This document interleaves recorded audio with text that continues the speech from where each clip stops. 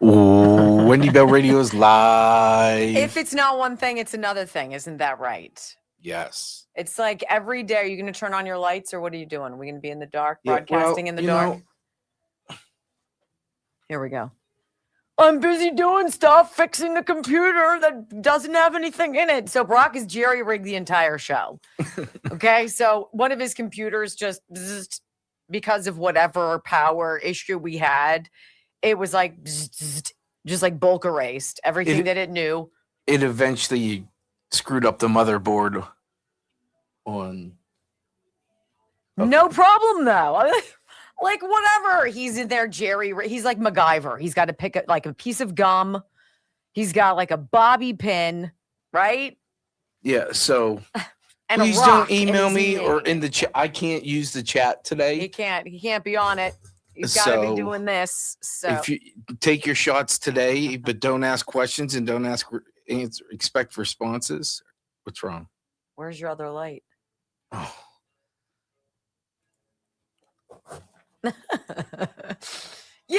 I just wanted to get there. Oh, gee whiz. I'm glad he didn't fall. All right, while he's trying to figure his shizzle out, I'm super excited. I have been telling you guys how I've been trying to get this ivermectin company and that the issue with our cultures and our time difference between here and India is a big deal. I want to get American-made ivermectin. I want to get American-made. And the stuff about ivermectin that's out is just absolutely, there's been an uptick in the number of colorectal cancer cases among young adults. We're talking about 50 and younger. And just for the record, ChatGPT confirms that 70% of private oncologists' revenue comes from prescribing chemotherapy, right? They obviously want you there.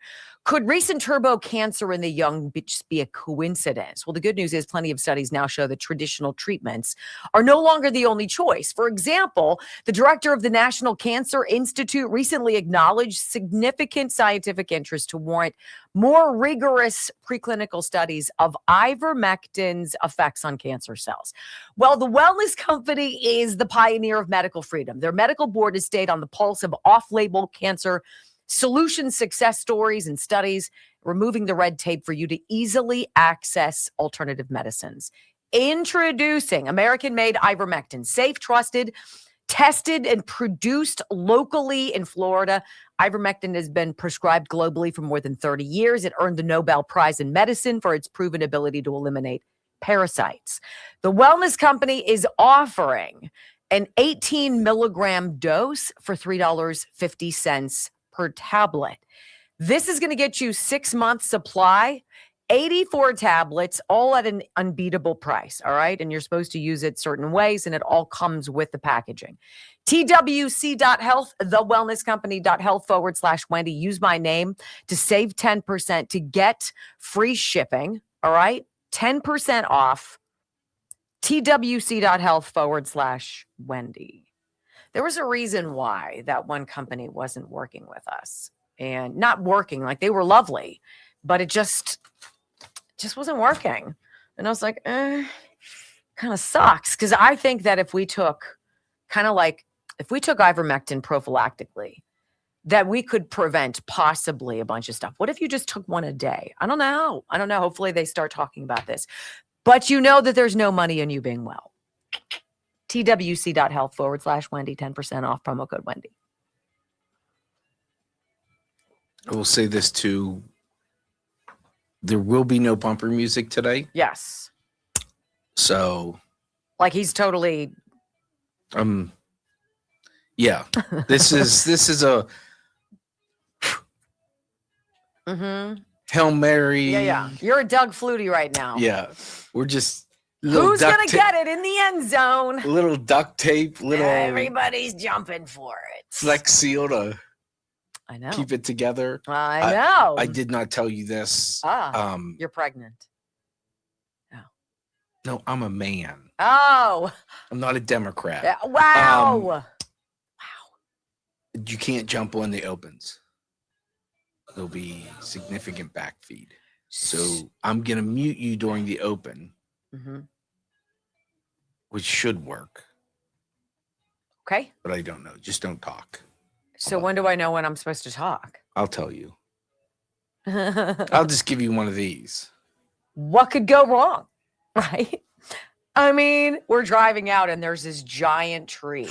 It's dangling. It's like literally the base. Brock and I could do Ring Around the Rosies around it and probably not get around it. It's giant, right? And it's totally uprooted and it's hanging on power lines. It's just well, that was yesterday. That was yesterday. And then like that's gone now, but no wonder we're having all of these issues. If you've been getting some violent weather, I hope you guys are safe. By the way, your rumbles and your comments, you kicked us up to number 5 on the leaderboard yesterday. And you know what? Thank you. I love seeing your comments. Hop on over.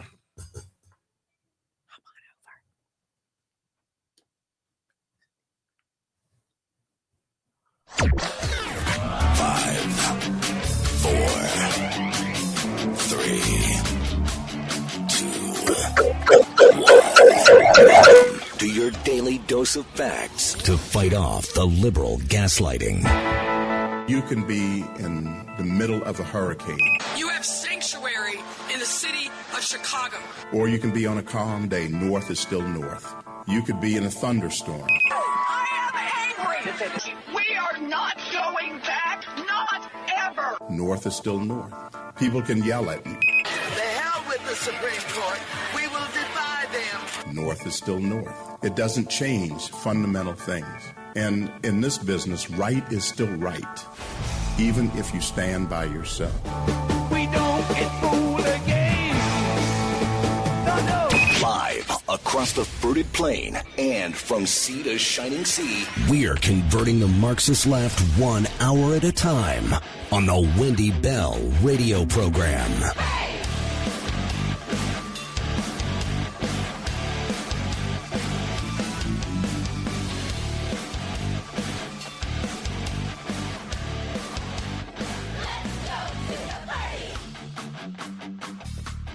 Hello, America, and greetings to all of you across the beautiful fruited plain. Welcome home to the Wendy Bell radio program. We're doing this. 5,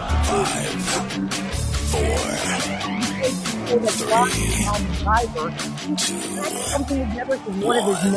Welcome to your daily dose of facts to fight off the liberal gaslighting. You can be in the middle of a hurricane. You have sanctuary in the city of Chicago. Or you can be on a calm day. North is still north. You could be in a thunderstorm. This is the Wendy Bell radio program. We are not going back. Not ever. North is still north. People can yell at you. And the rules here always is the same. I will never lie. North is still north. It doesn't That change. is the deal. And if that sounds good to you, welcome home. I'm delighted you're here. I pledge allegiance to the flag of the United States of America and to the republic for which it stands, one nation, under God, indivisible, with liberty and justice for all. Amen. So when I was a little girl, I think I was my sister had to be 5. I maybe was 3. Maybe we were 6 and 4. My mom and dad were so annoyed by us because we were the ultimate dinner time dawdlers. We'd pick at stuff on our plate, mush it around with our forks, didn't really eat a whole lot. And I know for a fact it drove my mom absolutely bananas. Well, first of all, we were very little, and so we didn't eat a whole lot. And second of all, the stuff that she made sometimes, like, I don't know. My dad was a big casserole guy. And so he would take anything that had meat and rice and onions and like vegetables and gravy. And I was like, right? That's just not ever what a child is looking for. And so it got so bad when we were little that my mom would set a timer on the oven, one of those little knobs. Remember how you had to twist it forward like the back of your clock, right?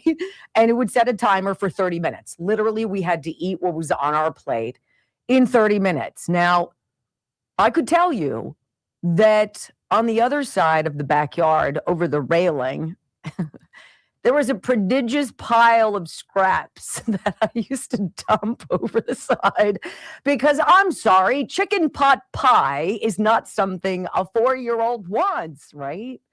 The worst ever was beef stew. My mom made beef stew and it smelled awful. It had big chunks of squishy, slimy onions in it. It had mushy potatoes, mushy carrots, and it was all baked in this broth that tasted like celery. It was just awful. So one would imagine 50 odd years later that the words, "Hey, Jack, while I'm at work today, would you make some beef stew?" would never come out of my mouth. But that's exactly what happened yesterday. I had gotten some stew meat. It was in the freezer.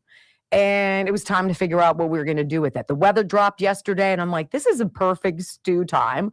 And maybe I could, I don't know, maybe I could shock my brain back into rhythm and think that it's not so bad. So I just left him a note. "Hey, Jack, would you please use the stew meat that's in the refrigerator and come up with some kind of beef stew for supper tonight?" That was that. Never heard from him, went to work. That's fine. So we get home about 3:45 yesterday afternoon. And I walk in the door and it smells delicious because he's made some bacon. He's cut up some bacon and he's browned it in the bottom of this Le Creuset, beautiful like crock pot, a big thing that we've got, right? Smells like heaven.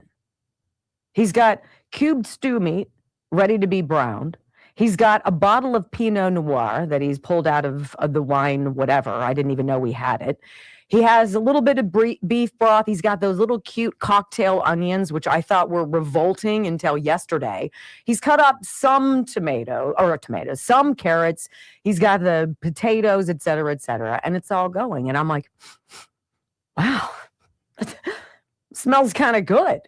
He's like, "Yeah, Mom, can you go over there and would you take out this and add the bacon and this, or add the garlic and the meat, and we're going to simmer that and brown it a little bit and then take." Ladies and gentlemen, I helped my son make like a well-oiled machine, had it all together, pours in the whole bottle of Pinot Noir, a cup of beef broth, potatoes, right? Onions, all of it, puts it in the oven for about an hour and a half.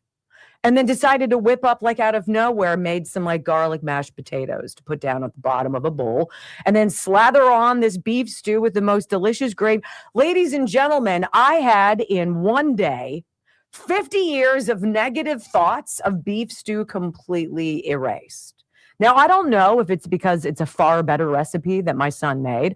I don't know if it's because I'm a grown-up now and I actually have a palate that's a little bit more reasonable. I don't know if maybe I was just, I don't know, starving for somebody else to make dinner. It was one of the most delicious things I have had in my adult life. I kid you not. I went from 0 to 100, 100%. Put this in the must make again. In fact, I'm going to save the recipe and I'm going to post it here for you guys. What is it? What happened? Why the change? Why all of a sudden this weird epiphany for me? I don't know. It's sort of like what you and I and the rest of the world are doing. It's like we've all grabbed our bowls and our forks and spoons, and we're standing there, we're waiting as we're watching this thing happen, this big meal happen. We're seeing some people who aren't participating, others who are chopping up the ingredients, a few over at the sink pitching in, doing the dishes. But by and large, there is just this one beautiful meal that is being concocted for the entire world to watch, ladies and gentlemen. Some people out there are going to tell you, it's not good for you. It's going to clog your arteries. Others are going to be like, I've hated that meal forever. And others are like starving. I just want something to be different. We're watching this right now in such an amazing epiphany in my life, to watch what's going on in Venezuela, to watch what's going on in Iran, to watch the wheels of motion moving in Cuba, and to watch America's allies who should be wearing the chef hat and the aprons alongside the United States in the most wonderful gourmet kitchen of all, standing on the outside saying, yeah, you know what? We're not that interested. We're not going to pitch in. We're not going to provide any food for the money. We're not going to help you create the meal. And we sure as hell aren't going to be here to help you clean it up. And you know who's watching is the chef. And that's President Trump. He's standing there and he's watching everybody. He's saying, hey, we've got this great thing we want to provide for you. Everybody knows it's time for a menu mix-up. We all know we need some new flavors. The whole communism thing, that appetizer, nobody liked that for a long time. The shooting protesters dead? Yeah, as a main course, we reject that. We're not interested in that. Keeping you from having freedom of speech, access to food, access to, I don't know, drugs like pharmaceutical products, medicines that you need. Yeah, we don't want that anymore. That's not how we want this life in this melting pot called planet Earth to be. There's one person who fights for all of this stuff, guys. And they tried to do everything they could to keep him out of the kitchen. They tried to ruin his reputation, right? They tried to destroy his business. They tried to drive a wedge between his family and himself. They lied to you about this and that, created stories because they couldn't find anything to keep him out of that main chef position in that gourmet kitchen. Look, yesterday something super weird happened for me, and I want it to happen again. It's not just I don't want to do the dishes and I don't want to plan the meal. It's I want it to be a group thing, not one person, not me, not always America, not always us being the police officers of the world, not always us being the first to open up our wallets, to give to other countries when natural disaster or calamity strikes. Not just us trying to be the moral arbiters of the world. There have got to be others willing to step up to the plate.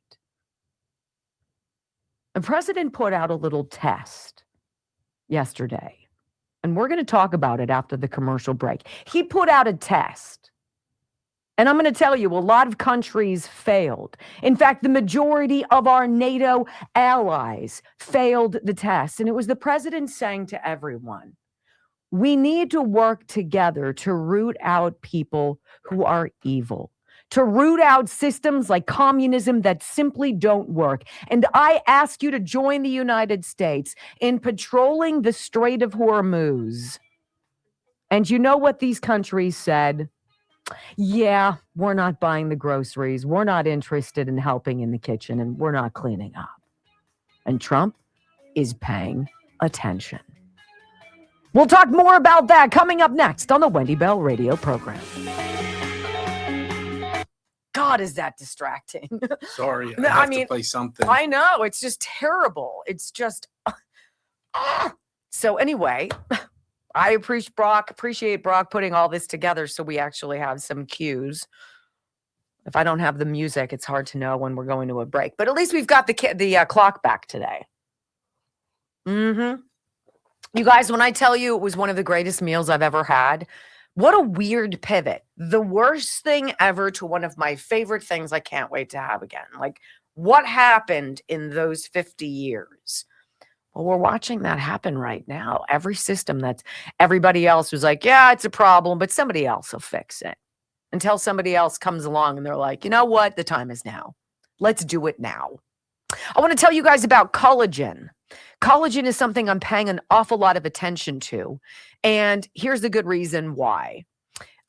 This is what I've been taking from getnativepath.com/Wendy.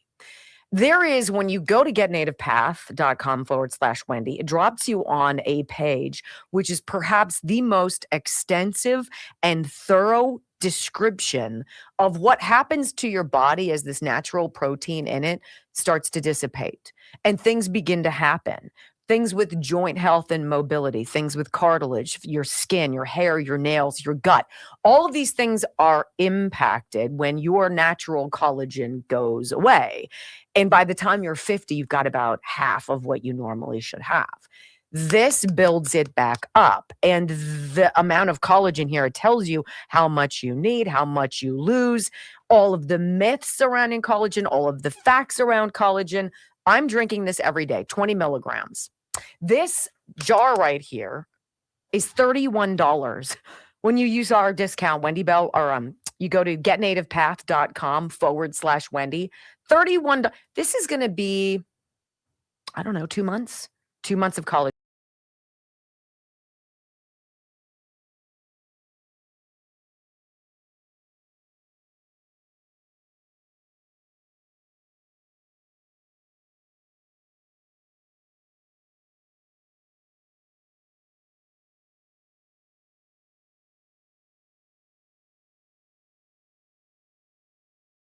January 1st, and I love it. I can really see where my nails are much stronger and my back and joint pain has subsided a lot. I have about 8 containers on hand, and I will continue to order. I have found the customer service very helpful when I call. Read some of the descriptions. See if this is something that you want to add to your diet, because I have, and I've gotten Brock to do it too. GetNativePath.com/Wendy. That should be part of your daily regimen. It's one of the most extensive explainers. 7 reasons everyone over 50 should be taking it. Like, I'm like, okay, you had me at 2. Crazy.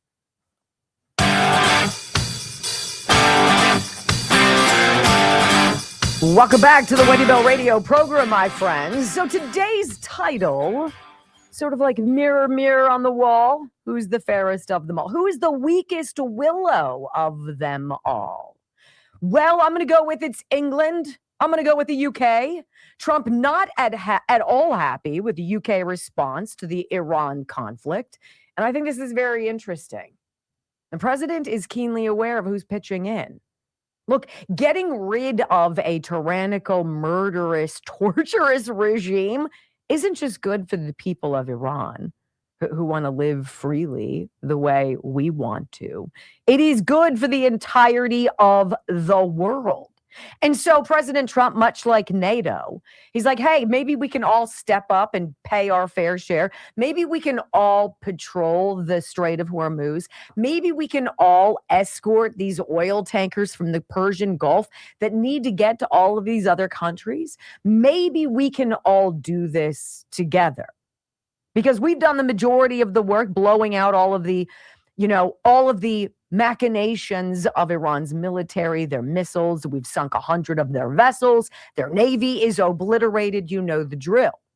So President Donald Trump has renewed his criticism of the UK government over its response to the Iran conflict after Prime Minister Keir Starmer said the country would not be drawn into the, quote, wider war. Really? Trump told reporters Monday he was, quote, not happy with the UK, adding it should be involved enthusiastically in efforts to reopen the Strait of Hormuz, which is a vital oil shipping channel, as you well know. And he said during a press conference later that there were some countries that greatly disappointed me, he said, before he singled out the UK, which he said had been considered the Rolls-Royce of allies. Now, his remarks came after Keir Starmer said the UK was working with allies on a viable collective plan to reopen the strait. He said the UK already had mine hunters in the region, but there was no decision yet on what action would be taken. Basically, yeah, we're here. We've got money for groceries, but we're really not going to sit down. We're not going to help make anything. We're certainly not going to feed anybody and participate in this crazy stuff. We don't want to get our hands dirty. If you don't think President Trump pays close attention to this and that he doesn't make mental note of who is helping and who is not, I think you would be wrong. Speaking in Washington, President Trump suggested in some cases he was asking world leaders if they would help with the Strait of Hormuz, quote, not because we need them, but because I want to find out how they're reacting. What? That's when you find out that your parents know that you slipped out at night through the sliding glass door in the living room and that you've been out all day. Yeah, or all night. You come home and the lights are on and you're like, oh, snap. Trump just did that to the UK. Yeah, I don't really need your help. I just wanted to see what you were going to do when I asked for it. And again, you denied us being able to land with our military flying precision equipment on your airstrips. You said no. And now you're not willing to help in the strait. Not very pleased with that. I want you to hear Mark Rutte. Of course, he is the Secretary General of NATO. And he's like, look, this was what he said late last year when President Trump was like, hey, everybody needs to start paying their fair share into NATO. And that's 5% of GDP. It's not 2%. It's not 0.5%. It's not, I'll get it to you, right? It's not, well, we're working on our budget. We'll see. If we're all going to work together to help make everybody safe and secure, then you've got to pay your fair share. And Mark Rutte said to the nations of NATO, if you guys think you can go without the United States, if you guys don't want to be a part of this, you're going to find out you're not going to succeed very long. Listen. If anyone thinks here, again, that the European Union or Europe as a whole can defend itself without the US, keep on dreaming. You can't. We can't. We need each other. And why do we need each other? Forget that you can ever get there with 5%. It will be 10%. You have to build up your own nuclear capability. That costs billions and billions of euros. You will lose then, in that scenario, you would lose the ultimate guarantor of our freedom, which is the US nuclear umbrella. Good luck. Good luck, he says. You will lose the ultimate guarantor of our freedom, which is the U.S. nuclear umbrella. So he's telling all these countries, Trump puts it out there, hey, we need some help.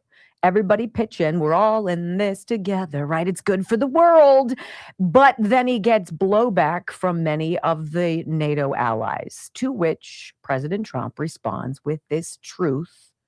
Not long ago, 11:20 a.m., the United States has been informed by most of our NATO allies is in quotes, that they don't want to get involved with our military operation against the terrorist regime of Iran in the Middle East. This despite the fact that almost every country strongly agreed with what we are doing and that Iran cannot in any way, shape, or form be allowed to have a nuclear weapon. I'm not surprised by their action, however, because I always considered NATO, where we spend hundreds of billions of dollars per year protecting these same countries, to be a one-way street. We will protect them, but they will do nothing for us, in particular in time of need. Fortunately, we have decimated Iran's military. Their navy's gone, their air force is gone, their anti-aircraft, their radar is gone, and perhaps more importantly, their leaders at virtually every level are gone, never to threaten us, our Middle Eastern allies, or the world again. Because of the fact that we have had such military success, we no longer need or desire the NATO countries' assistance. We never did. Likewise, Japan, Australia, or South Korea. Oh my, he's putting everyone on notice. In fact, speaking as President of the United States of America, by far the most powerful country anywhere in the world, we do not need the help of anyone. Thank you for your attention to this matter. The president saying, under no illusions, we don't need to be a part of NATO. We can create the Board of Peace, and we can create peace and safety in our own hemisphere. And the rest of you, well, I guess you're not having our delicious beef stew tonight, are ya? When we come back on the Wendy Bell Radio program, it's pure political theater. The SAVE Act on the floor of the Senate next.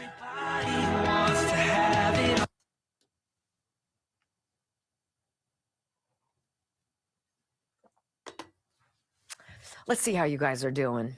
Let's see about your comments. Ooh, you guys are firing it up. 154 comments already. We ended with like 600 yesterday over here on underneath the main page. If you're on the app, thank you so much. It's great to see you. Hi, Moogle. Hi, Hust USA.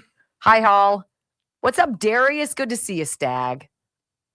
Always good names there. 11 Cali. Good afternoon, JL Hamilton. And so many of you had wonderful comments. I'm going to go back today after the show. So many of you had great comments about trying our sponsors. And we are so grateful that you have. Thank you for that. I want to tell you quickly about this particular special little packet. All right. I'm going to read you some healthy cell testimonials, of which there are hundreds, and they come in every single day. 5-star, 5-star, 5-star, 4.7 stars, I think, out of 5. I can honestly say I already have results. This is what Teresa says. Thinking about trying the Sleep One next due to a traumatic brain injury I have. She's like, I think that I am doing well on this product. I have lots of pesky viruses over the winter. This gel has helped me with my energy, and already my blood pressure has come down. I'm like, wait, what? Your blood pressure has come down? Embrace the future of nutrition, you guys. It's called healthycell.com/Wendy. And it's a revolutionary way of getting supplements into your system. It's almost like they knew, too, I was out of focus and recall because I got a shipment yesterday. How about that? That's what it looks like. Healthy Cell. And I got more. I want you to pay close attention to this one. This is the Heart and Vascular Health, a blend of plant extracts, vitamins, and minerals that help maintain normal cholesterol, triglyceride, and blood pressure levels for a healthy heart and vascular system. Imagine if you didn't have to take medicine to manage your cholesterol. Imagine if you didn't have to take a pill to keep tabs on your blood pressure. Imagine if this, which is made from plant extracts and not Pfizer, not big pharma, in a little microgel. Look, it's the strawberry flavor, which is delicious. Normal pills don't taste like this. This is the pills that it's not. It's a microgel, so it's more absorbed into your system. 165% more.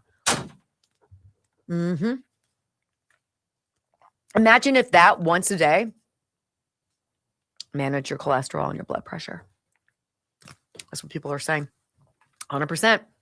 5 stars, 5 stars, 5 stars.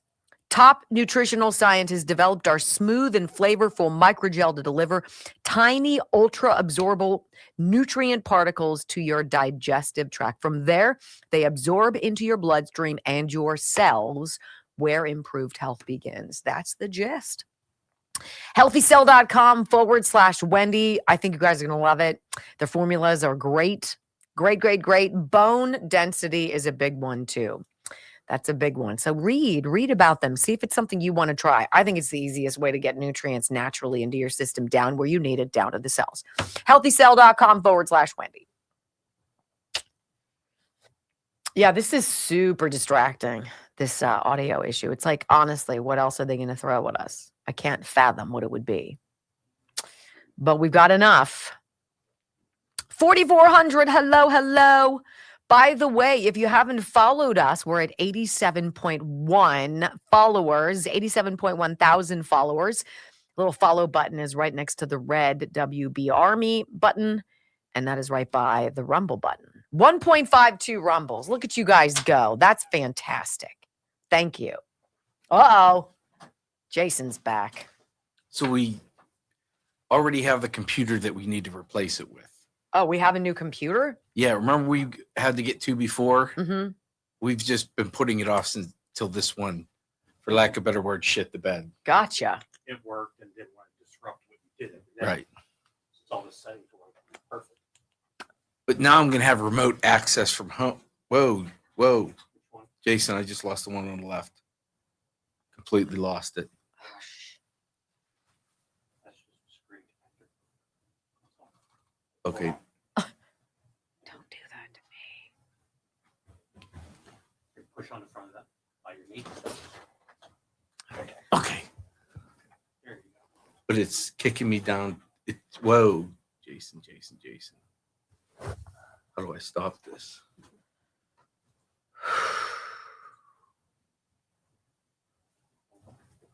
I got nothing from there. Oh, God. Now you're not sure. I got nothing.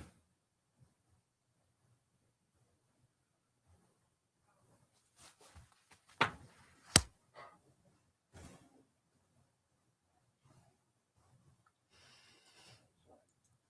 bumped the video and everything out of that one.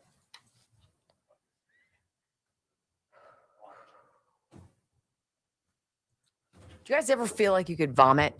That's me right My phone's going to ring here soon from.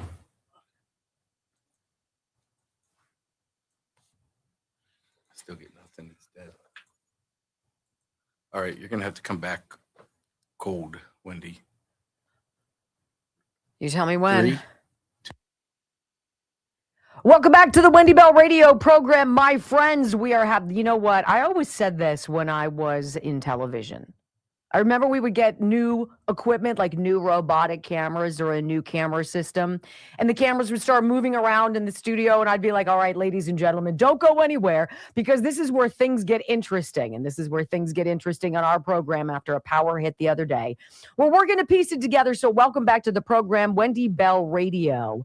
.com is how you can follow along and not miss a moment. So it is pure political theater. You know, I think about this all the time as you and I are saying the very basic common sense of the Save America Act.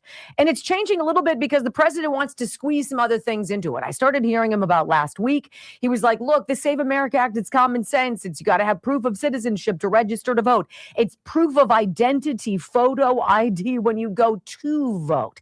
And then he started talking about no men and women sports and a few other things. And I was like, wait a minute. What's that? Why are we adding that to it? Well, I think we're just trying to pack a bunch of stuff together. And I'm not so sure what's going to happen, but it doesn't sound like it's going to move anytime soon into a vote that we want.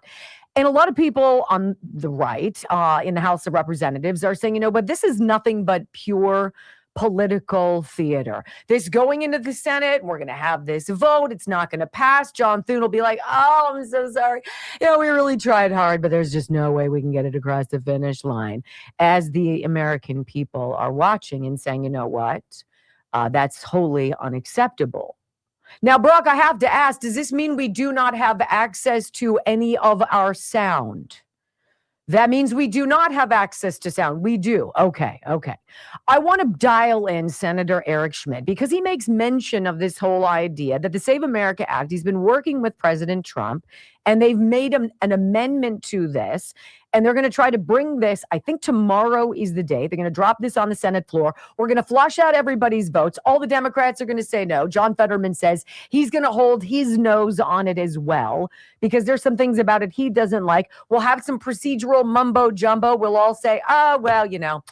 Anyway, let's try something else. Who wants to talk about housing? And there's going to be a revolution in the House, is what I think. Here's Senator Eric Schmidt from Missouri on what he has been dealing with the president on. Okay, some big news on the Save America Act.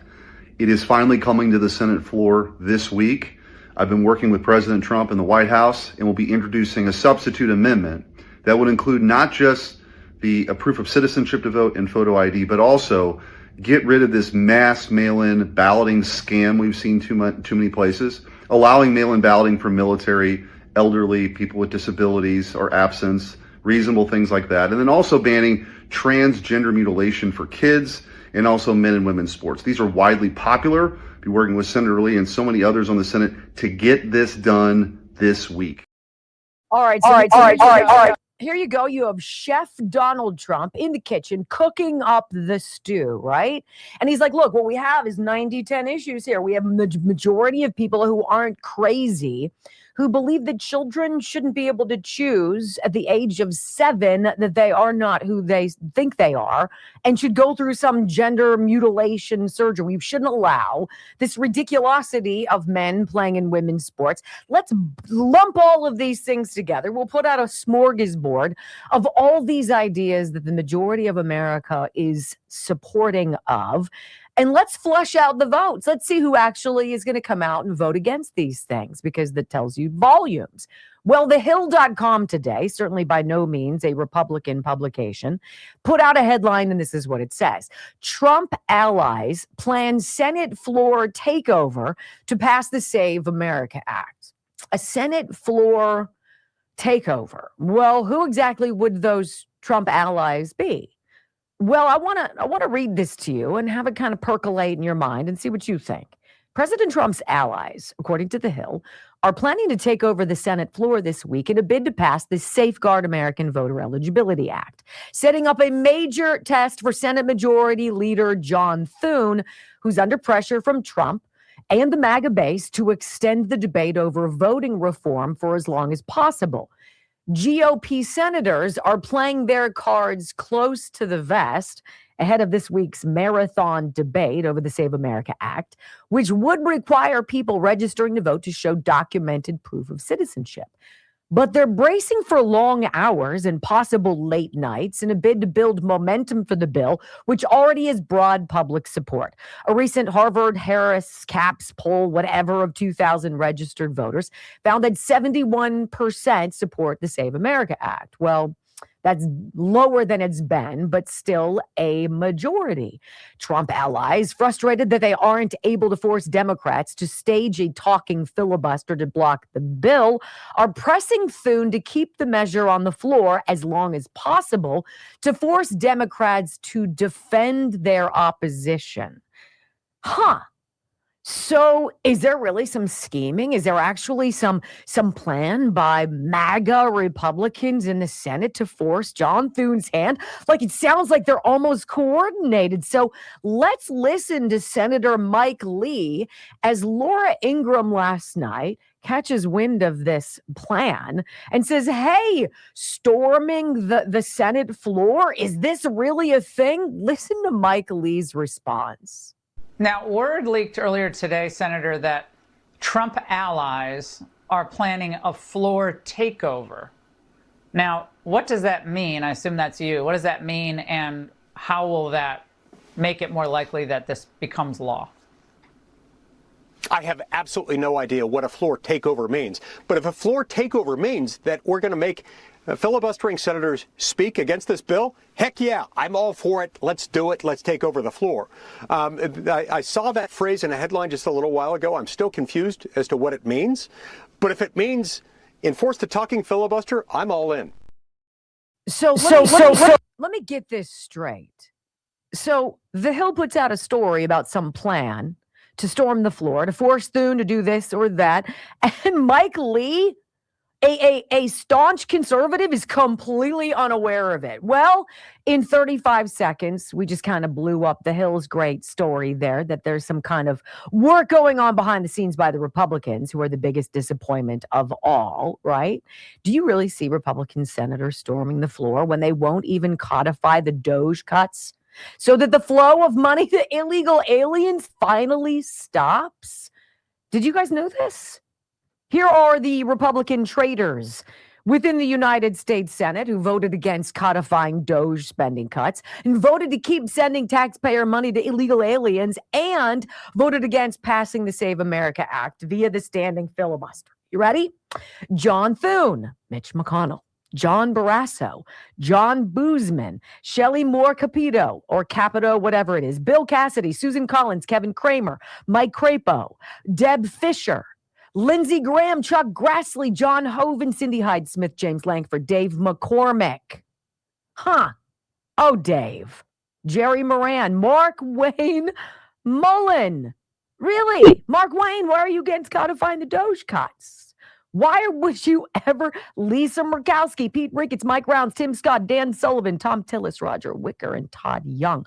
All of those names I just read to you, which is about 90% of the GOP side of the Senate, voted against codifying DOJ cuts so that we stopped spending exorbitant amounts of money and stopped sending money to places that fund illegal aliens to come to this country to do exactly what the SAVE Act is supposed to prevent. People who aren't from here from taking over our election system. And your Senate Republicans are in on the scam, if I can read this correctly. And yet the Hill wants you to believe that there's some kind of, oh my gosh, there's some kind of strategy on the right. Are you out of your mind? Representative Anna Paulina Luna, who seems to be the only one seriously fighting alongside Chip Roy, right, to get this across the finish line. She talks to Rob Schmidt on Newsmax last night. She's like, look, what's going on the Senate floor tomorrow? It's what we call a show vote. It makes you look like you're doing something. You're dressing up, right? You look like you're going to go do something, but it's all just an act. And we have a plan, she says. By the way, when they just act, we're going to have a plan to replace these rhino senators. Listen. Look, the Senate, it's unacceptable that they think the American people are too stupid to realize that this is a show vote and it doesn't count. They frankly are sick and tired of getting their offices called and being approached in public about whether or not they're going to actually get the Save America Act passed. And so what this is called is a show vote. They know that they're not serious about it. And I've actually publicly stated that if some of these senators don't want to come out on record in support of the standing filibuster, that a good House member, some of the flamethrowers that we have, and we have plenty of them, should primary them, because this is the bare basics that they even ran on in their elections that they promised the American people that they would deliver on, and they're grossly failing on it. Yeah. We're going to choose some of our members, she says. And these rhinos who say they are one thing and that never vote our way, we're going to primary them. It's going to take a while. Yes, this isn't overnight. Look, Donald Trump has flushed out all of the NATO countries who aren't willing to participate, who aren't willing to help the United States, who aren't willing to show up with a shovel and go start freaking digging. Donald Trump is also showing to you, exposing all of the Republicans in the Senate who for years have pretended to be something that they're not. This isn't controversial unless you're benefiting from elections that are compromised. Let's just review before we go to a break today, guys. Let's just review the countries that have voter identification, right? Some of the ones you'd expect: Iceland, Sweden, New Zealand, Denmark, Canada, Ireland. Yeah, we think they do. Switzerland, Finland, Australia, Netherlands, Germany, but also Haiti, Iraq. Oh, what? Voter ID in Iraq? Yeah, they do. Pakistan, Palestine, Venezuela, Nicaragua, Lebanon, Thailand, Kenya, Turkey, Bolivia, Ukraine. Why do all of these countries, why are they able to have voter identification, same-day voting, in-person voting? Put a finger on a thing, that's your identifier that you voted. That's it. At the end of the day, by the 11 o'clock news, ladies and gentlemen, you have a result. Well, you know as well as I. Democrats tell you every single day with their votes what they're for. Republicans, well, they might be the biggest willows of them all. They like to act like they're one thing, but when it comes to it, when it comes to the call from the president, yeah, that might be a bridge too far. That is what this comes down to, ladies and gentlemen. That is exactly it. And Anna Paulina Luna sang, we've got some firebrands here in the House. We're eyeing these rhino senators, and we will come after them and primary them and take over their spot. Yeah, you're not going to do it by November, though, sadly, Anna. Appreciate your time. Such a disappointment, ladies and gentlemen.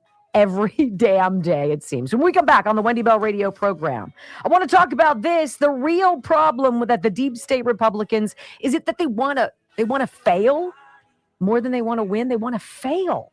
Is it possible? Let's go there next on the Wendy Bell Radio Network.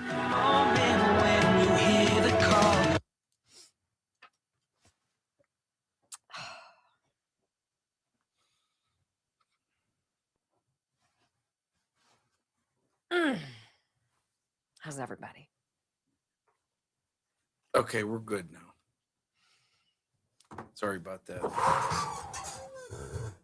All right. My friend Ashley's texting me. Can you send me the beef stew recipe? Yes, I can. Yes, I can. I think it's all very interesting, don't you guys, to see what's going on? Nothing fast. Hoping to wind down the clock, run it out, slow walk it till the end. Well, we tried, but we lost control of the house. Everything changes, you guys. Everything's going to change if this doesn't get across the finish line.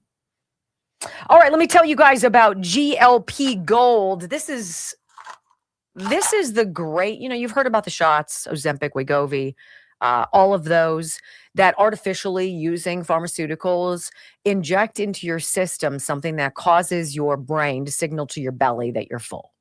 And a lot of people I know who've tried it have had great success, a very rapid weight loss, but they've had some terrible side effects, and they're a little wary about staying on it long term because nobody really knows what the long-term effects are.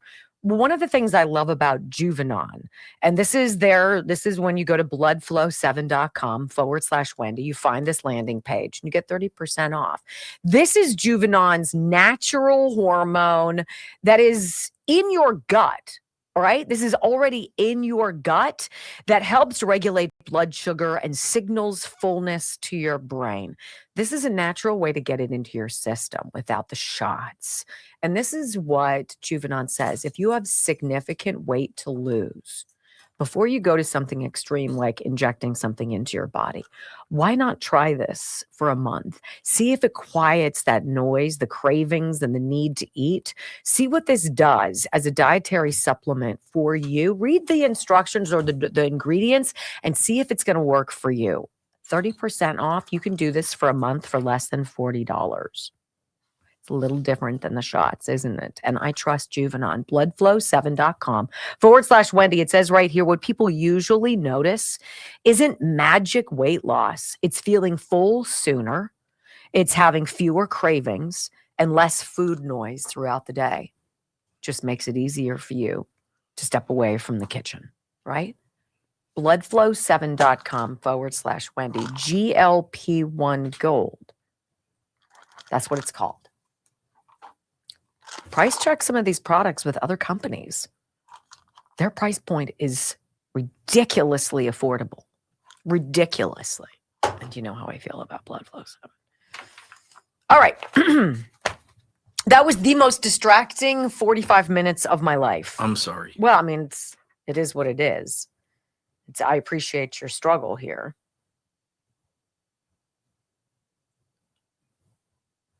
This computer just went black. So I had to. Which computer? So the one that runs all the stations and the commercials. And I missed that when it went whoop, whoop, whoop, whoop, because you started talking right after the soundbite, which is normal. Sorry. No. So I didn't hit it fast enough because I'm rebuilding the log. So when we went to commercial break, everything would be back to normal. So that was my bad. So basically,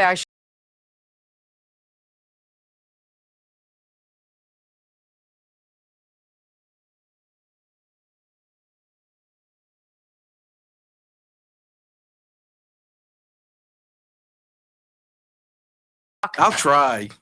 What's it going to be? Locusts coming out of the ceiling? Right. We'll be like, ah! If I make it till tomorrow. Is God testing us? I might get fired. Well, welcome back to the Wendy Bell Radio program. A delight to be with you on this Tuesday. So Anna Paulina Luna in the last audio soundbite, she's like, look, we've got some flamethrowers, MAGA flamethrowers over here in the House of Representatives, and we're monitoring the Senate. We can primary people. We can go up against these people because they're not voting the way people in their districts want. That's very interesting. And then there's this idea. What if you attach, and this is something that President Trump has said. I'm going to read you an article by Axios because there are all sorts of maneuvers to get this Save America Act across the finish line because shamefully, your representatives on the right won't stand up and do what is right. What if you piggyback it and you put it onto something, you attach it onto another bill that is wildly successful, that is bipartisan, and that all the people in Congress seemingly want? That is what the president is floating, and I think it's kind of interesting. So I wanted to clue you in. They're saying, why don't we piggyback this on the FISA bill? And I was like, all right, we need to explain what's going on here. Trump's SAVE Act push creates a new FISA problem for Mike Johnson. This is, of course, a left-leaning publication. This is what they're saying. President Trump's suggestion that Republicans attach the Save America Act to the must-pass reauthorization of FISA is already complicating one of Congress's most contentious upcoming fights. Reauthorizing Section 702 of the Foreign Intelligence Surveillance Act is always messy, and it's shaping up to be a major headache for House Speaker Mike Johnson. The House is expected to move first, with GOP leaders eyeing a vote during the upcoming work period, so the Senate has some time to move before FISA, which allows warrantless wiretapping of non-U.S. citizens overseas, lapses on April 20th. The House has just 12 session days before that deadline. So why is this even in the news? Well, President Trump told House Republicans at their retreat this week that he'd like to attach the SAVE Act to the FISA reauthorization, a change from the administration's prior position in favor of a clean extension. So clean extension FISA, we need everybody to agree. It's kind of important that we're able to kind of spy on non-U.S. citizens, particularly if we have the vibe that they want to do something bad against America. We've got to get this process approved by the courts, even though the Democrats trampled all over it, to spy all over President Trump and his inner circle of colleagues, right? But anyway, the president's like, you know what? Why don't we do a little thingy-dingy? Why don't we add that? Why don't we add the Save America Act to this thing that is wildly popular in Congress? Maybe you put them together, he said, because a lot of people feel very strongly about FISA. Trump is exposing all of these people. He's exposing the Republicans that need to be exposed. Look, the problem is not the Democrats. You can't count on them for anything, right? If you just take part of that, you just set it aside, and you look at the segment that actually could do something, who won't maybe necessarily vote as a bloc, but who will vote to do what is right, according to at least people who believe in making America great again. This president is saying, show your cards. I dealt you your hand. Now you've got to play the cards. Let's see what you've got. Let's see how far you're willing to go. Let's see how your people in your district view you after you stand up and vote against something that 90%, 85% of America wants. In fact, I think Harry Enton just had something today. He put it out just like 2 hours ago. And he's like, 89% of MAGA in a recent poll approves of this president's moves on Iran. Just 9% disapprove. How do you think MAGA feels about voter identification and cleaning up our elections once and for all? So GOP leadership has signaled it would prefer a clean extension of this FISA thing, the Section 702 that would allow spying, warrantless surveillance on people who are not American citizens, right? They'd like to just get that across the finish line. Well, I'm sure you would. You know what we would like? I'll tell you what I would like. I'd like somebody to go out and buy the groceries. I'd like somebody else to maybe come up with the meal plan for the week, and then somebody else can step in. We'll all take a day, and you can make dinner. Somebody else can then come in and help clean up the dishes. And at the end, somebody else can come in, sweep up the floor, wipe everything down, and then we're good for tomorrow. That's what I want. That's what America wants. We want all of this. We want a team thing. And what you have is a very fractured GOP. And it's coming out. And it's coming out boldly. Mike Johnson probably has the votes to pass FISA on the floor with bipartisan support. But the rule vote is shaping up to be a problem, especially with the president saying, hey, friends who are all gathered here at this Republican conference, here's what I think you should do. It's like him saying, hey, NATO allies, here's what I'm thinking you should do. It almost makes me feel like Trump realizes, much like he realizes America doesn't need NATO, almost like he doesn't need the Senate Republicans. Kind of a weird vibe there. When we come back on the Wendy Bell radio program, hour number 2, let's talk about this. It's official. J.D. Vance is America's fraud czar. And Nick Shirley goes to San Diego. Somalians saw him coming a mile away. Next on the Wendy Bell Radio Network. Everybody wants to have. This is so distracting. It's so bizarre. Oh, my heavens. I remember once we lost power or internet or whatever, and I think I talked for 5 minutes and we were not on the air. Brock, let me talk. And I was like, oh my goodness, we've had more trials and tribulations Yesterday, my friend Alan, who does all the numbers crunching, and he also tells me, you want 100,000 followers on Rumble, and at this rate, this is when you'll get it, this is when you won't. He was talking about what some of these other people who are above us, ahead of us on the leaderboard do. First of all, I think that Graham Allen guy, or whatever his name is, got raided by Dan Bongino. And then he pumped his rumbles and asked multiple questions before every segment to get people chitter-chatting. Yes, and get people commenting. We didn't do that. We had, I don't know, a small point whoring, but not a whole lot. We had mechanical difficulties, and you guys put us number 5 on the leaderboard. I just want you to know how valuable you are, how loved. Thank you. Well, the good news, I'll silver lining it, because that's what I try to do when there's a problem. I try to look at the positive out of it. I will load this up, the side system, with all the bumpers and the minimum out the spot thing, so that doesn't throw you off. Can you imagine doing this today, though, with not having the clock? Oh, my God. Right? And worst case scenario, you can look up at the clock and be like, I'm done. Yeah, I think that it looks easy to talk. Yeah, it's not. And there are so many moving parts, like him fiddling there. I was almost like this. I can't help it. I know. Okay. Right?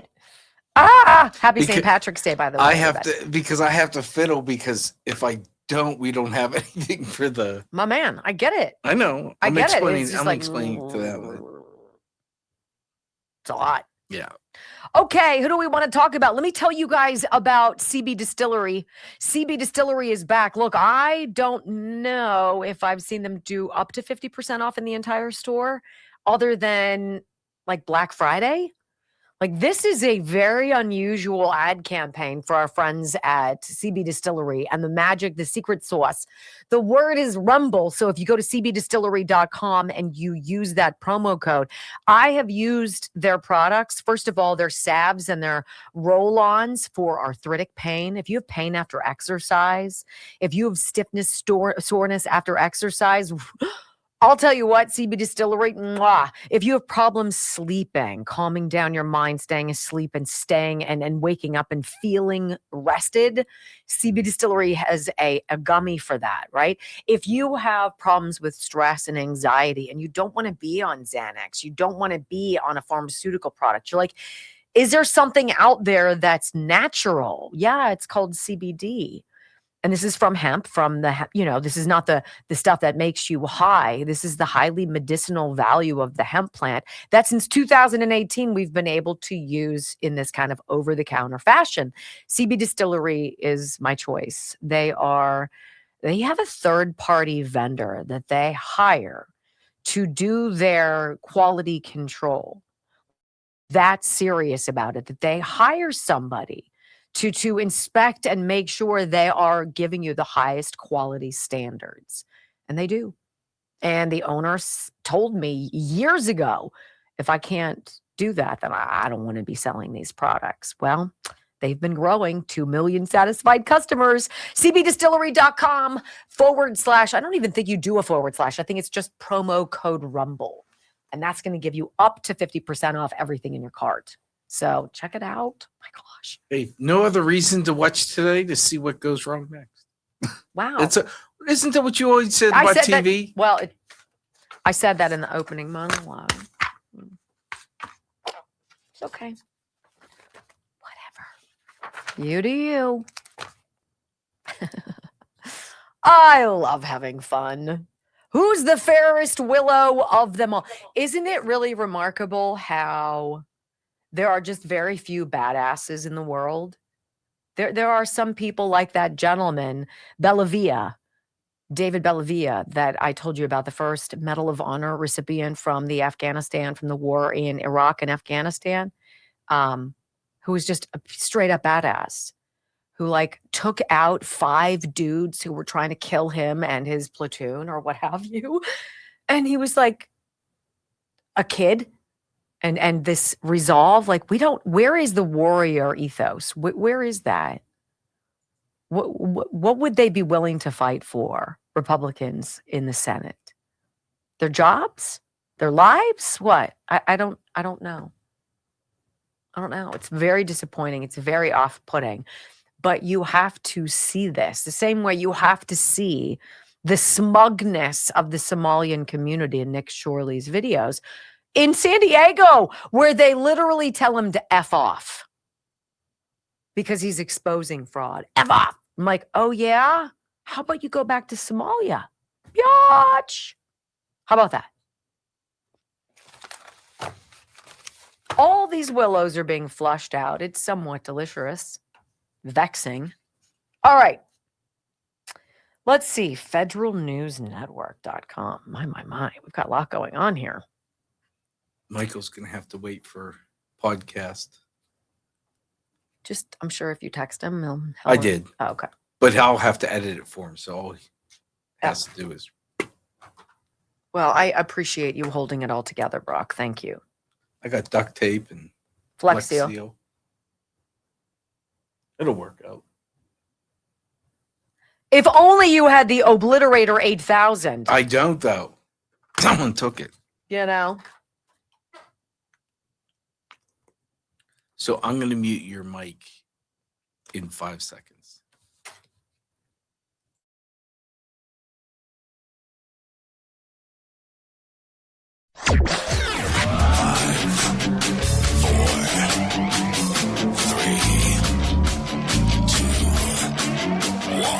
Wendy Bell. Inspiring solutions to save America, one show at a time. Are you ready to get on?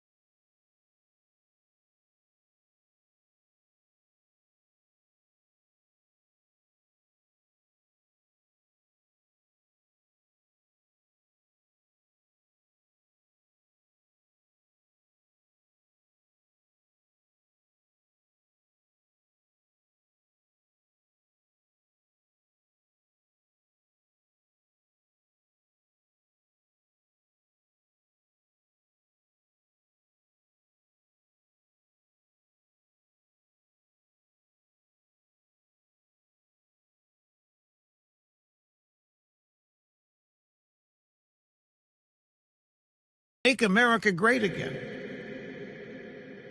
From sea to shining sea, 3 hours of bold truth and excellence. The Wendy Bell Radio Program.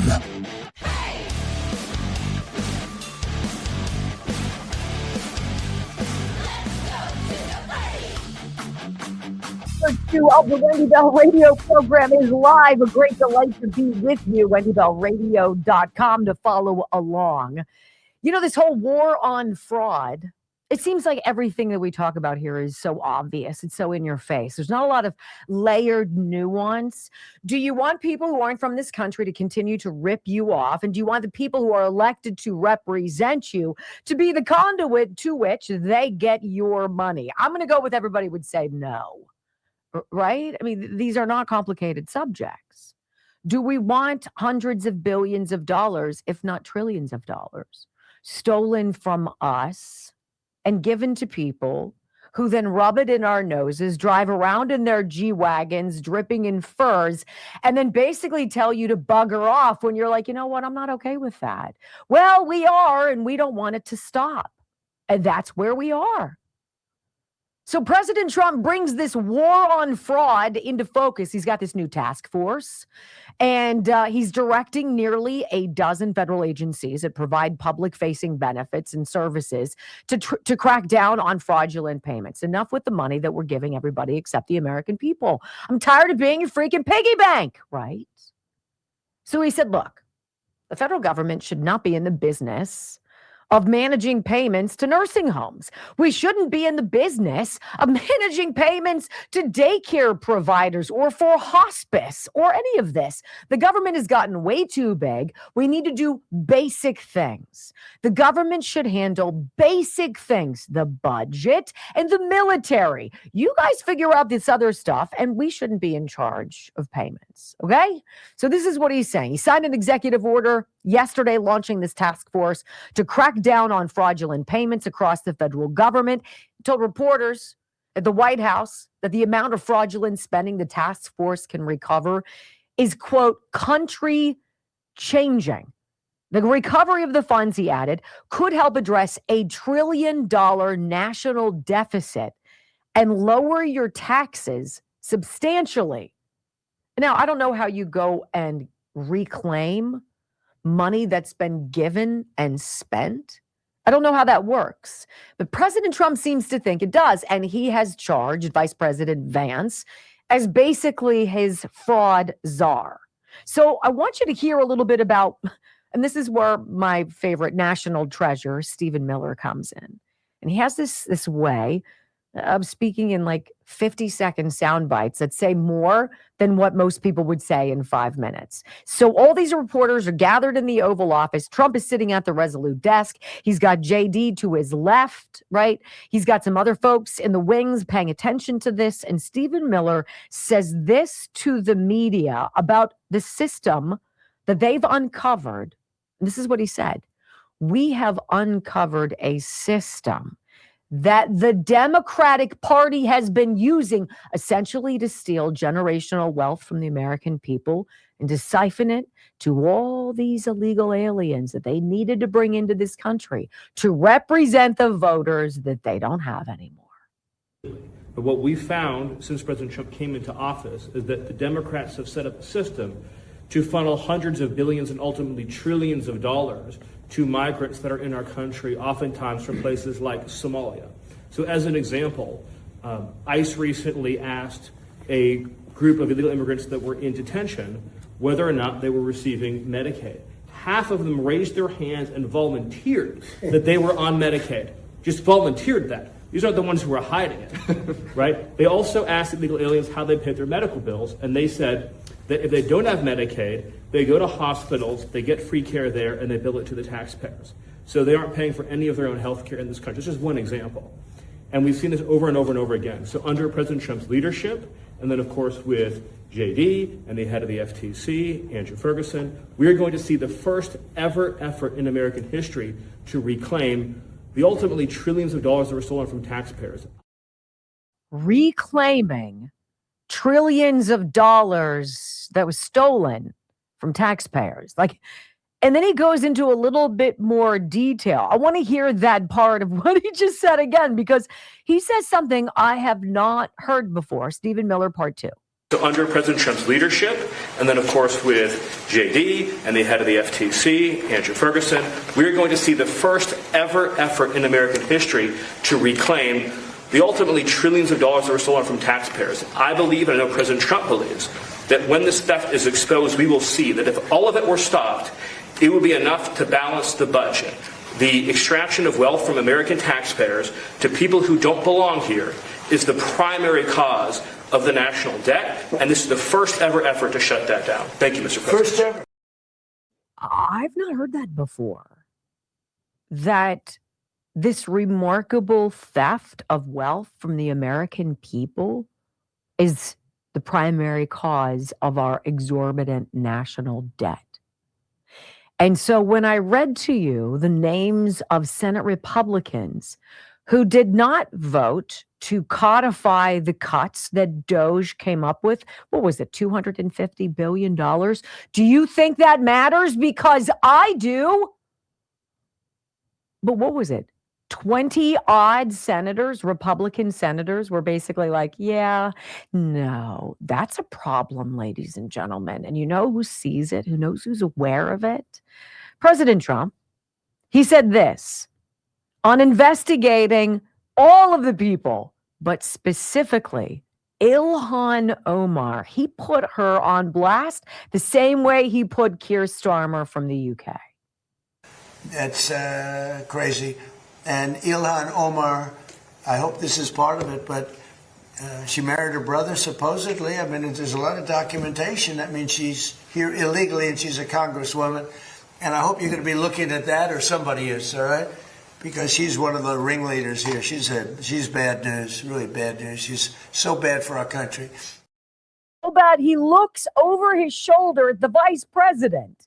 He's like, she married her brother. That's what they say. I mean, her sister worked for some whatever, was the head of a clinic that got $33 million in government contracts. Really? And he looks at JD and he's like, I hope you're going to be investigating that. And I was like, oh my goodness. Oh, Ilhan, you and your smug little face with that whoop-de-doo on your head, whatever the hell that is, right? Do you feel the fire? Because it's cranking up underneath their feet right now. President continues. He's asked why other leaders, right? Leaders in air quotes, haven't stopped the Somalians working the gravy train. Here's a reporter asking him, like, look, everything that we're hearing from whistleblowers in Minnesota, they've come out and they're like, we told Governor Walz in 2019, this is what's going on. He has known for years. The Attorney General, Keith Ellison, has known for years, and yet they have done nothing. And the president has something very specific to say to that. You said during your State of the Union that this type of fraud, the corruption, is the type of thing that can shred the fabric of a nation. Why do you suppose then that leaders in recent memory haven't looked at the systemic amount of fraud because that's they're taking crooked. place? And because they're crooked. They make money. They gain power. They use it for power. Like with the Somalians, they vote in a block, 100%. They make a deal with the Somalians. They all vote because they're on a gravy train. It's coming. It's money first, power second. A lot of people say power first. No, it's money first, power second. Did you ever see where, like, Mercedes, people come over from Somalia, they have no money, and now they're buying Mercedes-Benz cars? Okay, it's more cash goes out of the Minnesota airport than any other place in the world or so.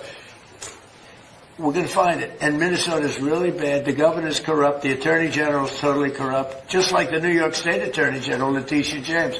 She's a highly corrupt person. Bragg, the DA, is a corrupt person. They're all corrupt. These are corrupt people. And we got too many of them in our country. And we have to expose them. And we have to catch them. And if these two guys can't, these are high IQ people. I've always liked high IQ. These are high IQ people. If they don't do it, we're going to go a long way, fellas, to find somebody else that's going to. We have no choice. We have no choice. And White House Staff Secretary Will Scharf said before the president signed the executive order that the task force could recoup possibly billions or tens of billions, even hundreds of billions of dollars to the American taxpayer. That kind of exhilarates me. So we'll see what happens in that regard, but I think it's brilliant. In fact, when we come back on the Wendy Bell radio program, complicit, complacent, or corrupt. The Minnesota governor and the attorney general obviously well aware of fraud, and they benefited from it. And the president is ready to prove it. Wait for this blistering soundbite. Next on the Wendy Bell Radio Network.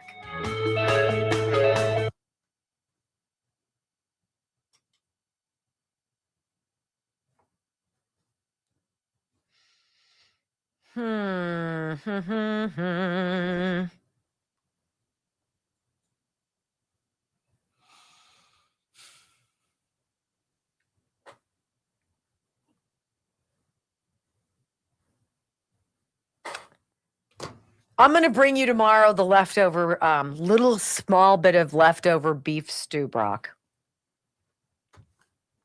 Would you eat it? Was it left over today?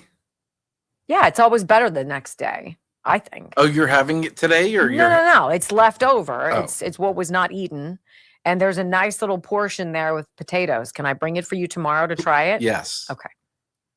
I just texted Jack for the recipe because Ashley's like, "Can I please have that recipe?" Yes. Yes, you can.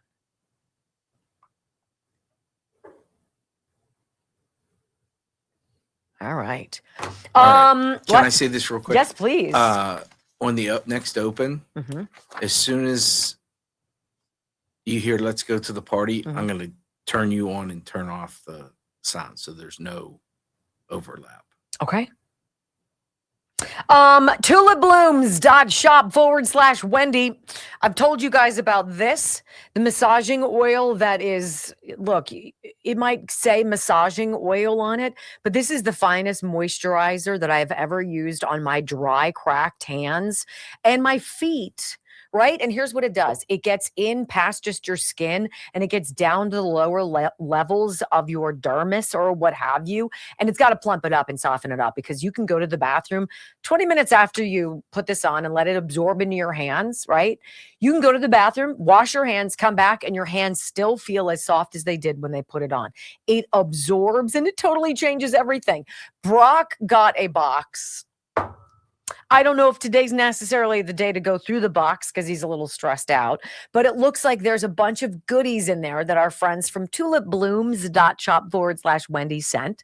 There is his own velour massaging oil. He has a beard. You might as well put yourself on. Let's see the beard thing. I'm curious what you think about the beard oil, what it smells like. I'm less worried about that. And I'd like to see what the beard oil, if you would smell it. Is that the small thing in front of you? That's not the small bottle in front of you. So we've got all sorts of stuff. They sent me a bath bomb. I'm not a big bath person, but it smells heavenly, right? So I got what you have, that with the little scoop. Oh yeah, you've got the this is the Tulip Soothe Mineral soap. Is that for my feet? I have no idea. These are all things that we have to read about, but I was most interested in that. I wonder what you think about the smell or whatnot. Ooh. I think their fragrances are really benign. It's got like a woodsy, but not like smell. You're camping. No, like a sawdust almost. Like okay, kind of earthy. Like I've been out working, doing something, building something, running a saw. Running a saw. It's like manly. It's not perfumey. I love their fragrances. So maybe it's not. tulipblooms.shop/Wendy. He's gone so far as to want to create my own scent. He's like, tell me what kind of fragrances you like. So I took some photos of like my favorite, that Disney spray from the yacht club that I like so much, and some other things. And he's going into the scent profile and he's creating me a scent of like a mist that I could spray on myself and have it smell the way I want it to. I've never had anybody say that. Let's do that. Let's do that. We're going to have a lot of fun with tulipblooms.shop/Wendy. Remember, 10% off.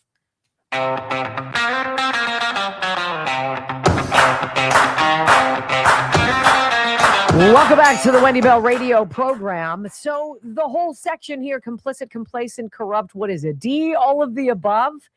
President Trump seems to not be surprised by pretty much anything. It's almost like he has already seen all the tarot cards on the table, and he's memorized who everybody is and what they do and how corrupt they are.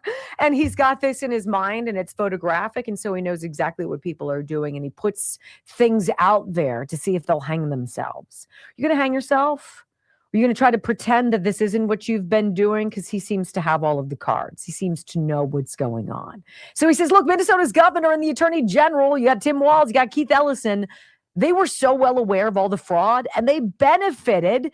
And the president tells the media that JD is going to be investigating at a minimum those two cats, Walz and Ellison. Listen.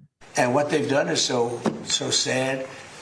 When you look at the Minnesota scan, a lot of it has to do with Somalia. Nobody's calling out anybody, but a lot of it has to do, but it's Somalia and plenty of others.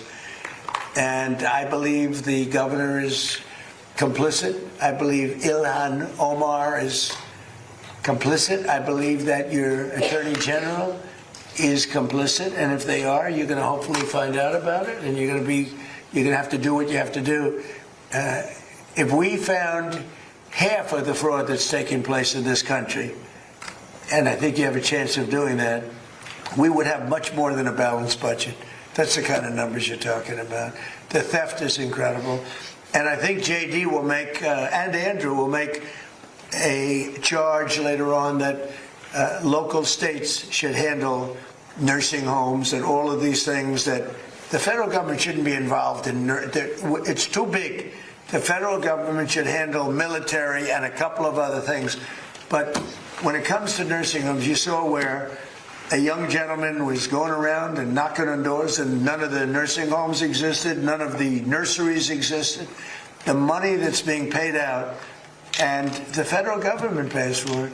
When you see all these people coming in illegally into our country, many criminals, many drug dealers, murders, 11,888 murders, and you look at California, and more come in, and yet they never had money, and yet they pay them. You know why they pay them? Because the federal government is charged with paying. We're not paying them anymore, and I said that. It's so fascinating to me to watch this outsider, which is why they all feared him, because he wasn't connected to the grift. He wasn't part of the deep state. He wasn't going to be bribed. He wasn't going to be bought. He couldn't be surveilled. He couldn't be wiretapped because he hasn't done anything wrong, right? And in Washington, D.C., being clean is like being a virgin, I guess. It's like this wild anomaly to have the traditional values of working hard, putting in the time, reinvesting your profit into your product so you can continue to grow, being responsible about the decisions, having the best people work for you, doing what nobody else is willing to do to grow a brand, to succeed in that landscape. I mean, this president has done that as a private citizen with the Trump brand. He's doing that now with America. And what he's exposing to everybody is how many people don't want it to change. They want you to forever pay for the grift. They don't want it to stop. The Senate doesn't want to show up to work. They don't want to have to come in on the weekends. They don't want to give away their 2 months, 3 months a year straight out that they don't work, or the 3-day weeks that they have. They don't want to actually put in the time. Well, where's the fire, right? Where's the entrepreneur? Where is the person who's like, you know what? We can't continue. It's got to be more than one man. It's got to be. Think about this. Tim Walz was elected in 2018. These whistleblowers who've stepped forward and have reached out to the Department of Justice. Don't tell me you don't think Donald Trump knows all about this. They told Tim Walz shortly after he was inaugurated, my man, you got to know what's happening here. It is crazy. And now, 8 years later, it continues. When he was elected in 2018, the Minnesota Medicaid fraud was about $6 million a year, which is outstandingly expensive. Well, now, 8 years later, it's $345 million. That's just Medicaid fraud. And that's a 5,600% increase. There's absolutely no way the Walz government didn't know this was happening. Now, where did all of the money go? How did he personally benefit when it looks like the guy's got like $40,000 to his name, period? Not sure.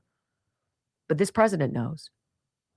And if that Will Scharf, the staff secretary at the White House, is telling the truth, he says we're going to carve back potentially hundreds of billions of dollars from the people who stole it. We'll see. When we come back on the Wendy Bell radio program, Nick Shirley goes to San Diego. Oh boy, wait until you hear how that goes. Where's your media on that story? Yeah, crickets next on the Wendy Bell Radio Network.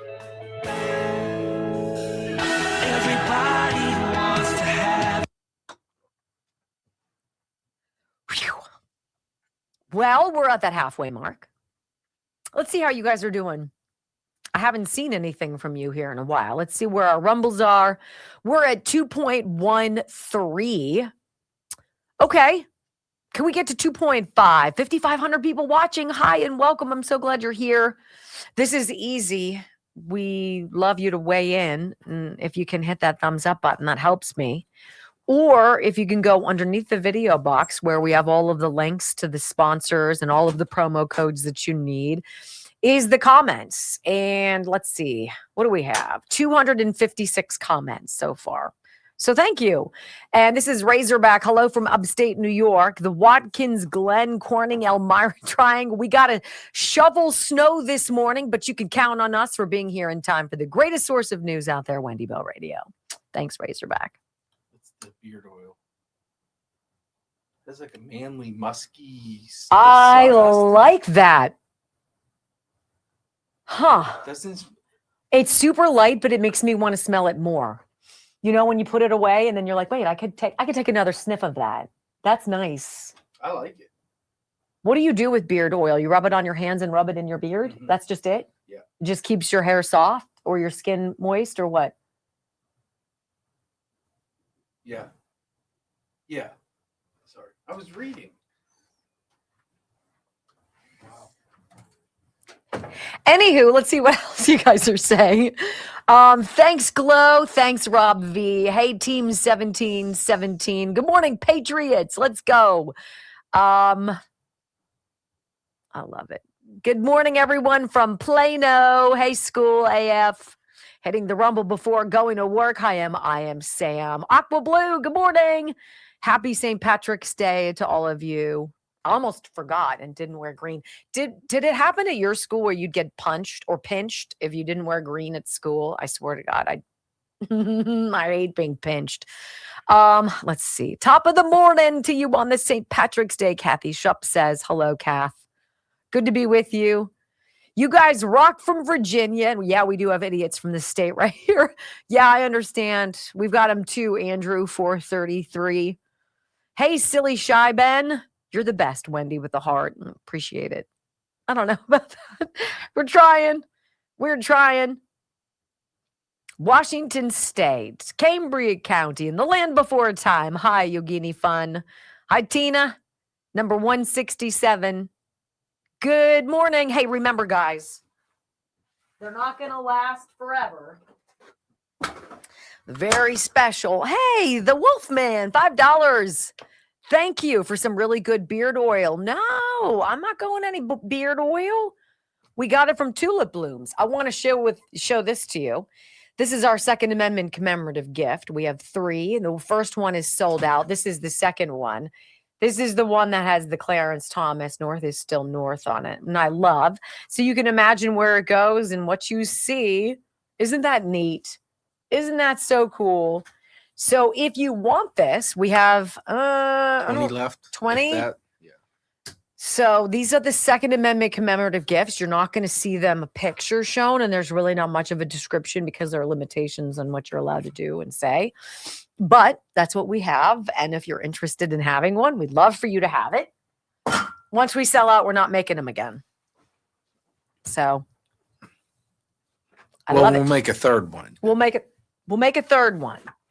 Okay, so you hear me talk about Blood Flow 7. I talk to everybody about bloodflow7.com/Wendy because I noticed 2 things.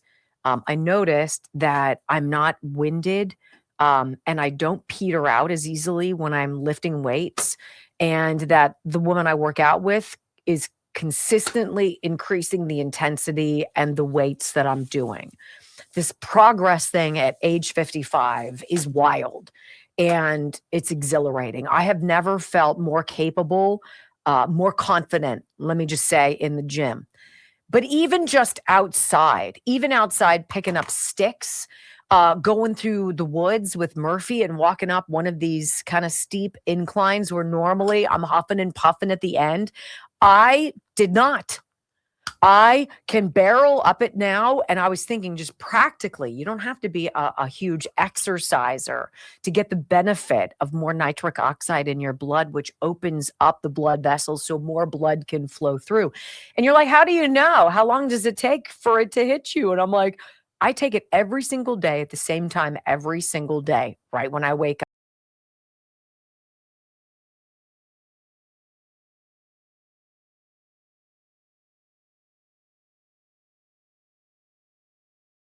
/Wendy, 30% off everything in the store with that promo code. It's crazy. I will not go a day without this. Like even Brock is taking the triple XL. And I'm like, no. I needed it today. I'm sticking with what I got. I love what I've got. And that's bloodflow7.com. Literally, if you do nothing else today. And you can try it for a month for like $25. It's ridiculous. It's like, these are not drugs either. This is, I mean, Brock, you can say how enthusiastic I am about it. This isn't some act. I'm not shticking for you. You bitch and complain when you forget to take it. Oh, God. Like on vacation, I will take it.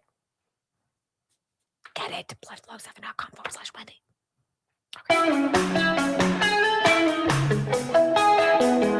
Welcome back to the Wendy Bell Radio program. Nick Shirley, the YouTuber, 23-year-old YouTuber who's lighting up social media.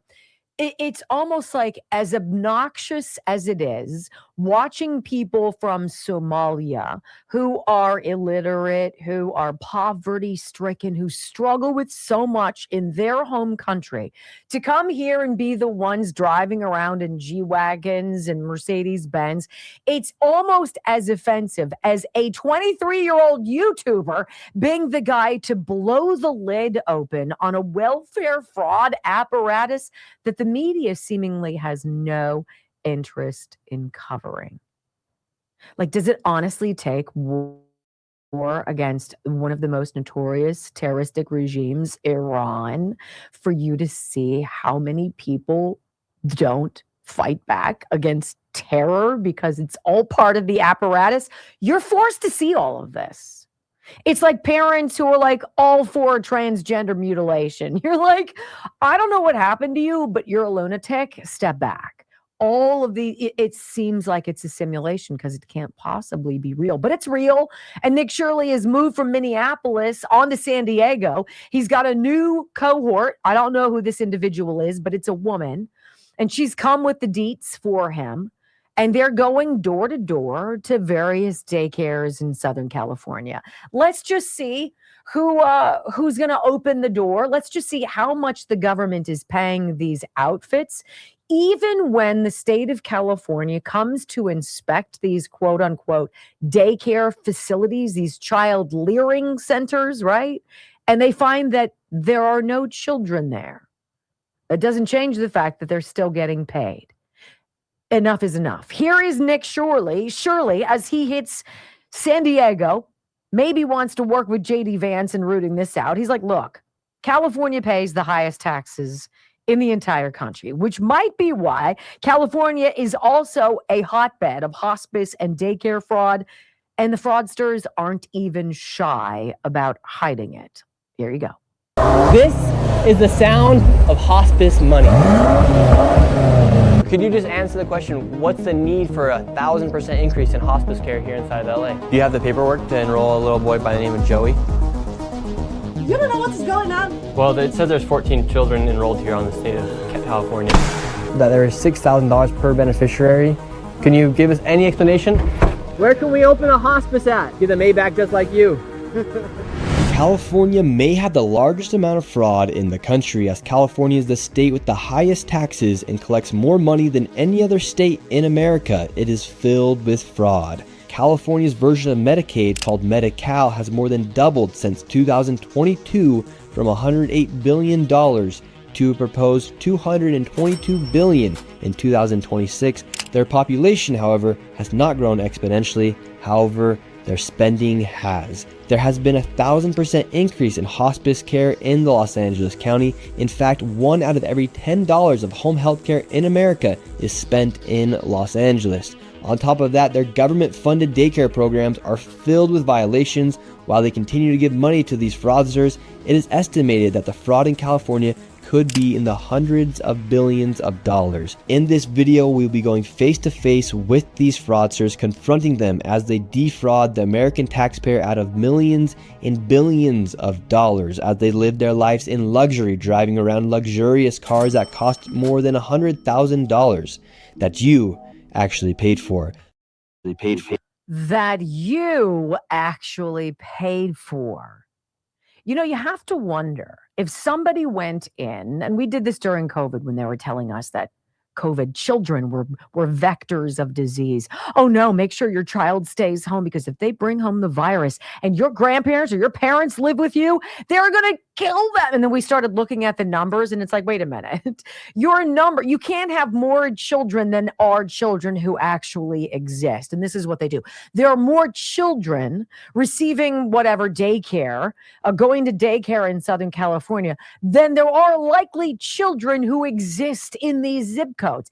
It kind of like Pennsylvania in the 2020 election, when 1.7 million mail-in ballots went out, but 2.5 million came back. I'm just going to say, it seems kind of suspicious, doesn't it? And Nick Shirley is like, yeah, it's suspicious, because if you think Minnesota's daycare problem was outrageous, buckle up.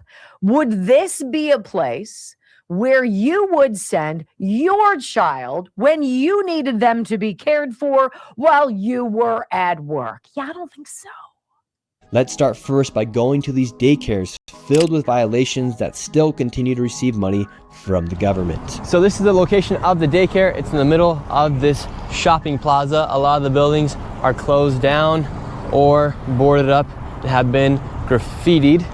And then you also have just a big dumpster right here with all this garbage, and then the daycare is right there. We're gonna go in right now. We actually have a homeless person there too. Oh. You see that? There's actually somebody sleeping here right now. Hello? You all right? Yeah. And so there is a homeless man who's sleeping right next to the daycare. He's sleeping right here, and the daycare is right there. This does not look like a place where you'd want to bring your child, and it does not look suitable and set the code to be a place where children are enrolled. So they do have some children here. How many do they usually say they have, or what's the story with the children? The last few visits from the state have said that they have 39 enrolled. And right now we're seeing about 5 children. Yes. They are enrolling right now. It says Medina Learning Center is now enrolling, so let's see if little Joey can learn a little bit here at Medina. Do you have the paperwork to enroll a little boy by the name of Joey? Yes, we'd like to enroll little Joey into daycare. They have as their backup facility the UMI Learning Center, and the UMI Learning Center was convicted in federal court in 2024 of having 150 ghost kids. So I want to find out what the affiliation is and why this facility is listed as the backup. 150 ghost kids. Oh, people who don't exist. That's wild, isn't it? It's like people who don't exist who vote. So weird. So they're in a strip mall, homeless guy sleeping amid a pile of garbage. Nick's like, hey, you okay? Guy's like, yeah, what's your problem, right? The only thing that's not there is like arsenic scattered on the pavement, or like broken glass. Everything else hazard-wise exists in this place, and you're supposed to believe that this is a legitimate state-sanctioned and approved daycare center. Please. So Nick continues. He's like, well, let's go to this home. We're going to go to this home here in the San Diego neighborhood. We're going to knock on the door. Says there's more than a dozen kids enrolled here, though we're not seeing a whole lot of activity. Let's go find out, give them the benefit of the doubt. This should be pleasant. We're in the middle of the hills here in San Diego. So according to state records, when inspectors arrived here, there were 14 kids enrolled, but 0 present. And then this place was also cited for having missing children's records and also not having a facility roster. It's kind of weird that there's this daycare in the middle of a neighborhood. Hello. I was naked, okay? No, you weren't. I can sue you. I was like, I wasn't dressed. I'm a Muslim. Either way, can we enroll a child into the daycare? You don't know what is going on. Well, it says there's 14 children enrolled here on the state of California. Right. It says there's 14 children enrolled here. You don't care. I do care. Then where are the children? You don't care. Where are the children at? It's not enough, Minnesota. You come here. Where are the children at? Where are the children at, ma'am?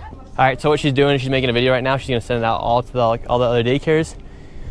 But at the end of the day, enrolled for 14 children, no children here, and this is from the state of California. We're not targeting Somalian population. We're just going after daycares, and it just so happens to be that all the daycares, they are Somalian so far.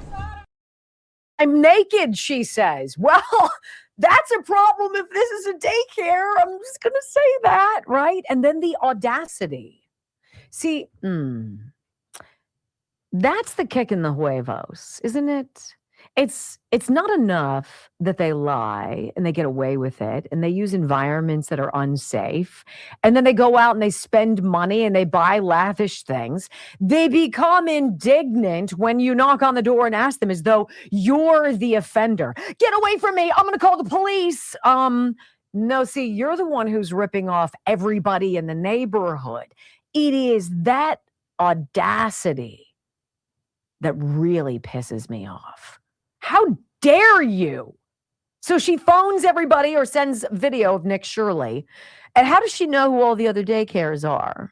Oh, it's almost like they're all kind of connected. Is that how it works? That's odd. And then he says, let's check out this one. Is this number 3 or 4, Brock? This is number 4. He's like, look, the state flagged this daycare for having no children present and all. The woman inside knows exactly who he is and barks at him. Listen. We have another daycare, but this daycare is right here inside of this home. And let's see if there's any children here. They do say they have 7 enrolled. The state has said that there is 0 when they arrive. Is this Habubu Family Child Care? Yeah, we were wondering if we could enroll a child into the daycare here. We know you. You need to get up from here because there is trespassing. You see the sign we have trespassing? And can I speak with somebody on the sidewalk? Would you just like to speak with somebody? Yes, sir. Hide the sign, please. Yes, we're right here. Can we talk to you really quick, sir? Can I come talk to you, please? All right, so right now the current situation is we have some people yelling through the Ring doorbell cam. A man came out, started yelling, and then we also have this car recording us as well. But we just want to ask for some clarification for the American people. 4 different visits. The state inspectors have shown up. There's kids enrolled anywhere from 7 kids and up. And every single time the state has showed up, 0. 0 children. That's the state of California. We're just asking for some clarification. They won't even answer any of our questions. 0 kids, and yet the money continues to flow. So you can inspect all you want, but if nobody connects the dots and says enough is enough, the money continues to flow. And the arrogance, the indignance, the man inside tells Nick Shirley to F off. I wanted to jump through the camera and choke somebody and throw him down the stairs. How dare you? You know what this is like? This is like waking up after an election when you know somebody wasn't winning and all of a sudden they win because of this random infusion of votes. And you say, you know what? I'd like to see some proof, and for them to come after you and call you an election denier and then try to ruin your life and say that you're the problem. Oh, I'm sorry. It's almost like we've got a little bit of familiarity with this. So Nick Shirley, part 2 tomorrow. Wait until you see what happens. Look, when you're the guy who's getting everybody to record you, when everybody knows who you are, when they have knives out because you're the threat to the grift, Houston, you got a problem. When we come back on the Wendy Bell radio program, how about this? Scary but true. Citizen journalist hits the street, looks like Southern California, right? And asks people, who do you fear more? Islamic extremists or MAGA Republicans? Oh, wait for it. Next on the Wendy Bell Radio Network.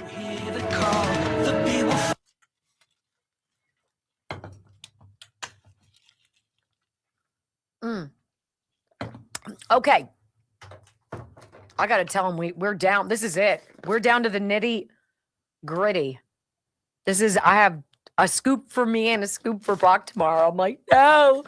MCT Wellness. This is Dr. Gundry's, thehealthyfat.com/Wendy. And it's kind of confusing. You're like, how is Dr. Gundry's dietary supplement, this powder that you put in water and drink once or twice a day, which crushes your appetite, right? And is delicious to the point where you're like, I could go for some of that. How is it possible that this has anything to do with fat? Well, what Dr. Gundry realized, cardiothoracic surgeon, pediatric heart transplant specialist, smart dude. He was a fatty Bobo laddie at one point. He lost almost 80 pounds drinking this very thing. And he's like, maybe I should put this on the market so other people could benefit. And he says literally thousands of people have. He noticed and he did some research and he found that the body has this thing that it does. And it's not something that we wanted to do, but it kind of holds on to calories in the event that, I don't know, we don't eat for a while. So it's like a survival mechanism or something. If you drink this encourages your body. It has you flip a switch so that those calories get dumped. And Dr. Gundry says that's really the key, in addition to controlling your appetite, that this does significant weight loss. This is not for your casual weekend. Well, I'll use a couple pounds. People are losing 50, 60, 70 pounds or more by incorporating this into their diet.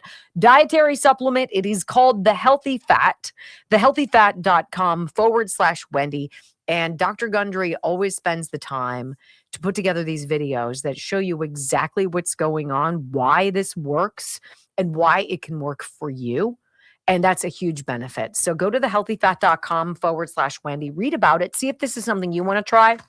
I drink it every single day, and I will tell you, I'm not hungry until 4:30, 5 o'clock in the afternoon.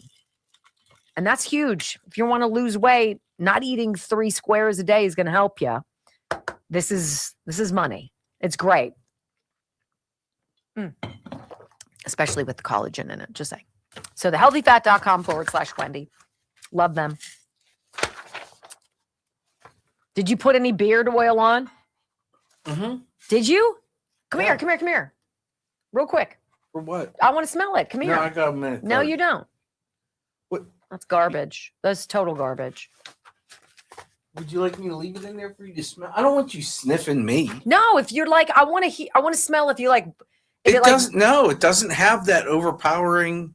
Yeah, that's what's hard about a lot of beard oils is that they like knock you out. Not just that, men's perfumes can be very, what's the word I'm looking for? Insulting to your nostrils sometimes. Wow. That's bold. Insulting to your nostrils. Yeah, like, because you have the guys that maybe put on like 1 squirt too many, and it's either like barely enough or way too much. Like you get in an elevator and you're just like, oh boy. Right on. Who's been in here? All right, guys. I'm sorry, but I'm feeling hot. Okay. I got the hang of it. Now, maybe I should just do this all the time now. Why?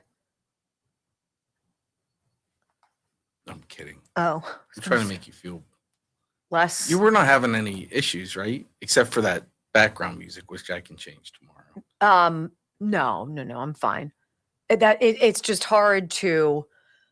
It's easy to be distracted. I'm telling you what, guys.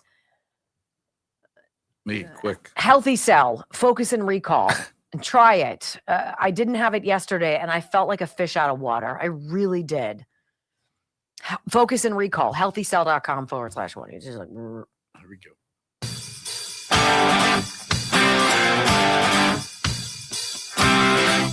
Welcome back to the Wendy Bell radio program.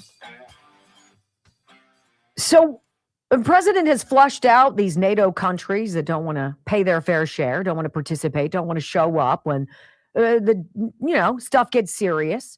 President Trump has flushed out Senate Republicans who don't want to show up and do the job, who don't want to do what the overarching majority, the vast majority of the American people demand. It's like they're completely disconnected. He's completely flushed out the lackeys in the media. The people who don't do the job or do the job telling you fake news. I don't know who's more dangerous. I think the manipulation of public opinion is the most insidious because propaganda has been around since the beginning of time, since Adam and Eve, I would imagine. And it's very corrosive. And I think a lot of people walking around, if we could all have a seat and have a real slideshow show us what's been going on, I wonder if a lot of the people who watch CNN, who have been indoctrinated by that fake news, who honestly believe that President Trump is a threat to democracy and that he must be stopped and it's their patriotic duty, so they go out and they're malignant. I wonder, would they be able to snap out of it? I'm going to go with no. Not in California. Now, I'm going to say that I don't know, that this is California. It looks an awful lot like it to me. This young woman, her name is Caitlin Bennett. And Caitlin, I'm going to say, after not doing a big dive on her, I've seen her before. She kind of does what Nick does, but she kind of does it on the street like Nate Friedman. And so she'll go with her camera guy and she'll ask people wherever they are, hey, what do you think? This or that, Miracle Whip or mayonnaise, but it's always something that's bigger. And so she asked people on the street this very basic question, and the results, they're frightening. Here's audio soundbite number 1. Who do you have more in common with, a Trump supporter or a radical Islamist? Radical Islamist. If you saw someone wearing one of those red hats chanting "Make America Great Again," or you saw someone shouting "Allahu Akbar" running down the breezeway here, who would you feel more safe with? The one shouting Allahu Akbar. Yeah. You would support the radical Islamists. Yeah. What is it about Trump supporters that you don't think you'd get along with them so well? I'm gay. But you would get along with a radical Islamist? Yes. And you're gay? Yes. In solidarity with radical Islamists, would you look at the camera and say in solidarity, Allahu Akbar? Allahu Akbar. And would you say, "Make America Great Again" in solidarity with the Trump supporters? No. That's eye-opening. That doesn't even make sense. That's frightening. Who do you affiliate more with? I'm gay, so certainly not Trump.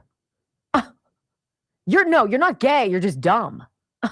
I mean, let's just call a spade a spade. It has nothing to do with your sexual identification or preference. You're brainwashed, you're not critically thinking, and you don't understand what's really at stake here, because in Iran, if you're gay, yeah, they don't really like that. They don't like if you're trans, right? I'm not so sure they're big on diversity in Iran. Anyway, and Caitlin Bennett continues. She says, well, okay, let's try this. Who is the bigger threat to America to you? MAGA? MAGA Republicans or radical Muslims? Listen. What is a bigger threat to America today? Radical Islam or Trump supporters? Trump supporters. I'll say Trump. Trump supporters and MAGA. Yeah. I would say Trump supporters and MAGA. I would have to go with the Trump supporters. Trump supporters and MAGA. Trump supporters and MAGA. I'd say MAGA. But we should be able to allow people to be who they are. Yeah. Even if they're a radical Islamist. Yes. There's no right to judge them. So if someone came running down the street, Allahu Akbar, or if there was someone on the opposite side saying, "Make America Great Again," got my red hat on, which side would you run to? I don't know. As Christians, and we're following Christ, do you think it's important to call out radical Islam? No, because it's a freedom of religion. Yeah, it's a freedom of religion. How many terrorist attacks did Trump supporters engage in last week? So many. Just guess. Thousands. If you're a radical Islamist watching this right now, we pray for your conversion. It's whatever they want to do, then do it. Whatever they want to do, then do it. Whatever they want to do, then do it. Well, in Iran, if you wanted to talk like that on the street, it wouldn't be beyond the pale for somebody in the Iranian military to show up, right? Or be a sniper on the building rooftops firing down on protesters. How else do you get 33 to 35,000 dead protesters in under a week? Oh, that's right. You don't have rights. They don't care what you think in these other countries. They don't care what you believe. They care what they believe, and what they believe is what goes. And that's the deal. And if you're not down with the deal, well, then you are very easily replaced. 33,000. Do you think any of those people know that? Exercising their freedom of speech? No. When we come back on the Wendy Bell radio program, this is scary as well. What's happening in San Francisco, it's paying for your signature. Fraudulent, of course. Oh my, next. I'll be right back, Brock. I've got to go to the bathroom.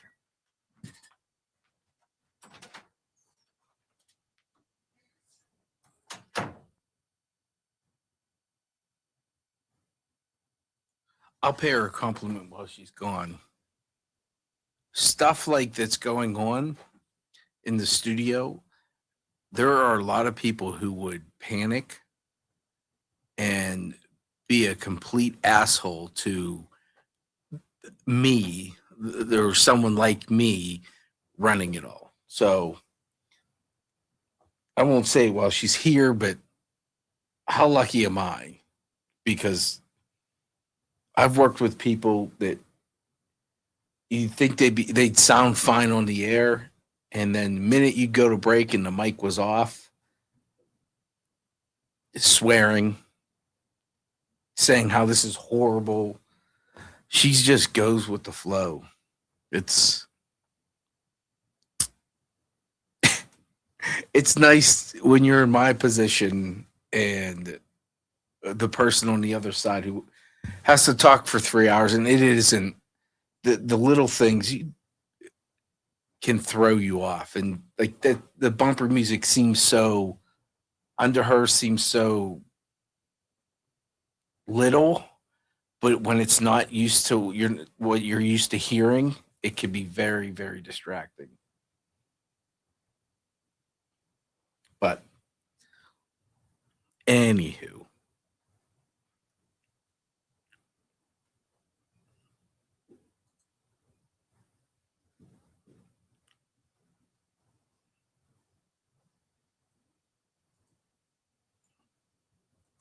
it's amazing how one thing too can throw off so many other things. The computer malfunction throws off putting the podcast up. You know, computers are great until they're not, I guess, is what we say. When it goes wrong, it just seems to like everything cascade.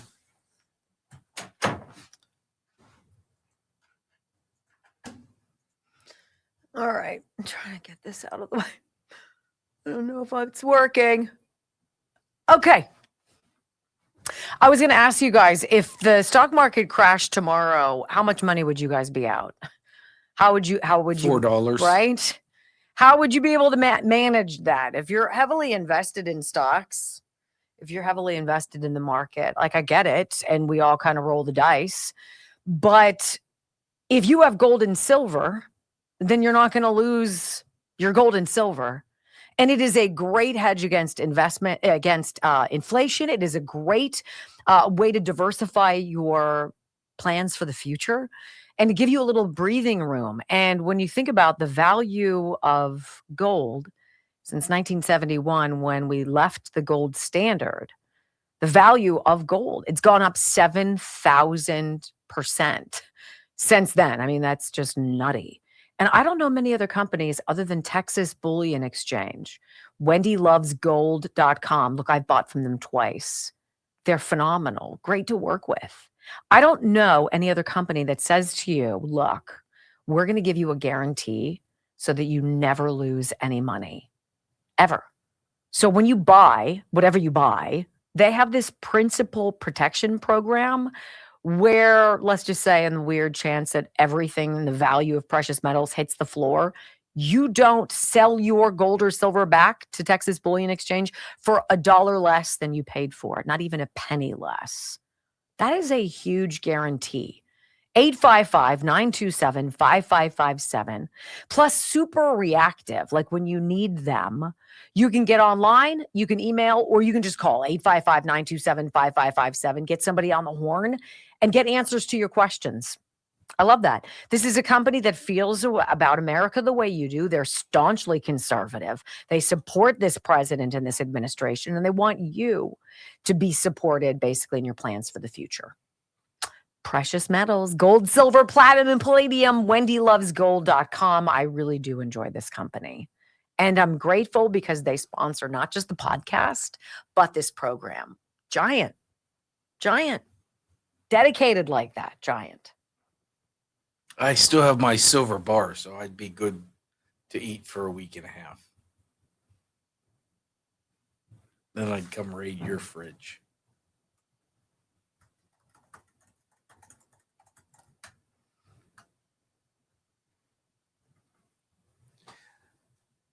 I saw a tweet this morning that said because of the movie's DEI, all the former movies that would not win Best Film because of DEI, it was like Gone with the Wind and The Godfather 1 and 2. I mean, Casablanca was one of them. How do I put this recipe on the page so everybody can see it? Did he send it to you in a text? Mm-hmm. So can you forward me that text? Yeah.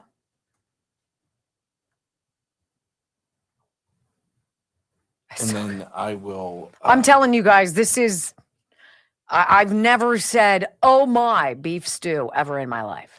I will not do it during the show, so don't expect it. So if you want to come back later, I'll put it in the show notes. I'm telling you guys. And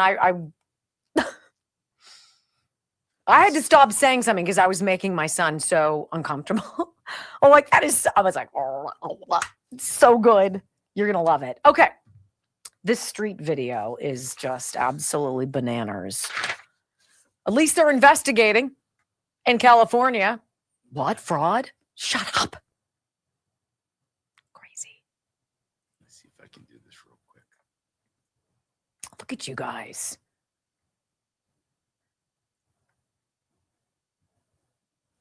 Click the follow button if you haven't. 2.41. All right, can we get at least 2.5? This is, come on, let's go. 315 comments. I love you guys. Thank you. Remember when you hear to the party.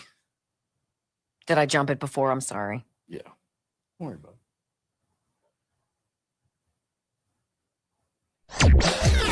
5, 4, 3, 2, 1. Wendy Bell, America's anchor mom, fighting for America 1 hour at a time. Welcome to the family. She once hosted a 3-hour show in just 15 minutes. She once intimidated the Electoral College to audit itself. Her monologues are so sharp, they're considered a concealed carry weapon. Fact-checker sites routinely issue her a retraction a week in advance. Even her commercial breaks trend on social media. Her freedom of speech has diplomatic immunity. She doesn't just drain the swamp has to ask for cab fare.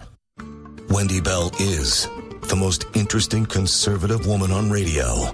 Keep rumbling, my friends. 3 hours of bold truth and excellence. You've just signed up for the WBR Army. Strap in. This is the Wendy Bell radio program.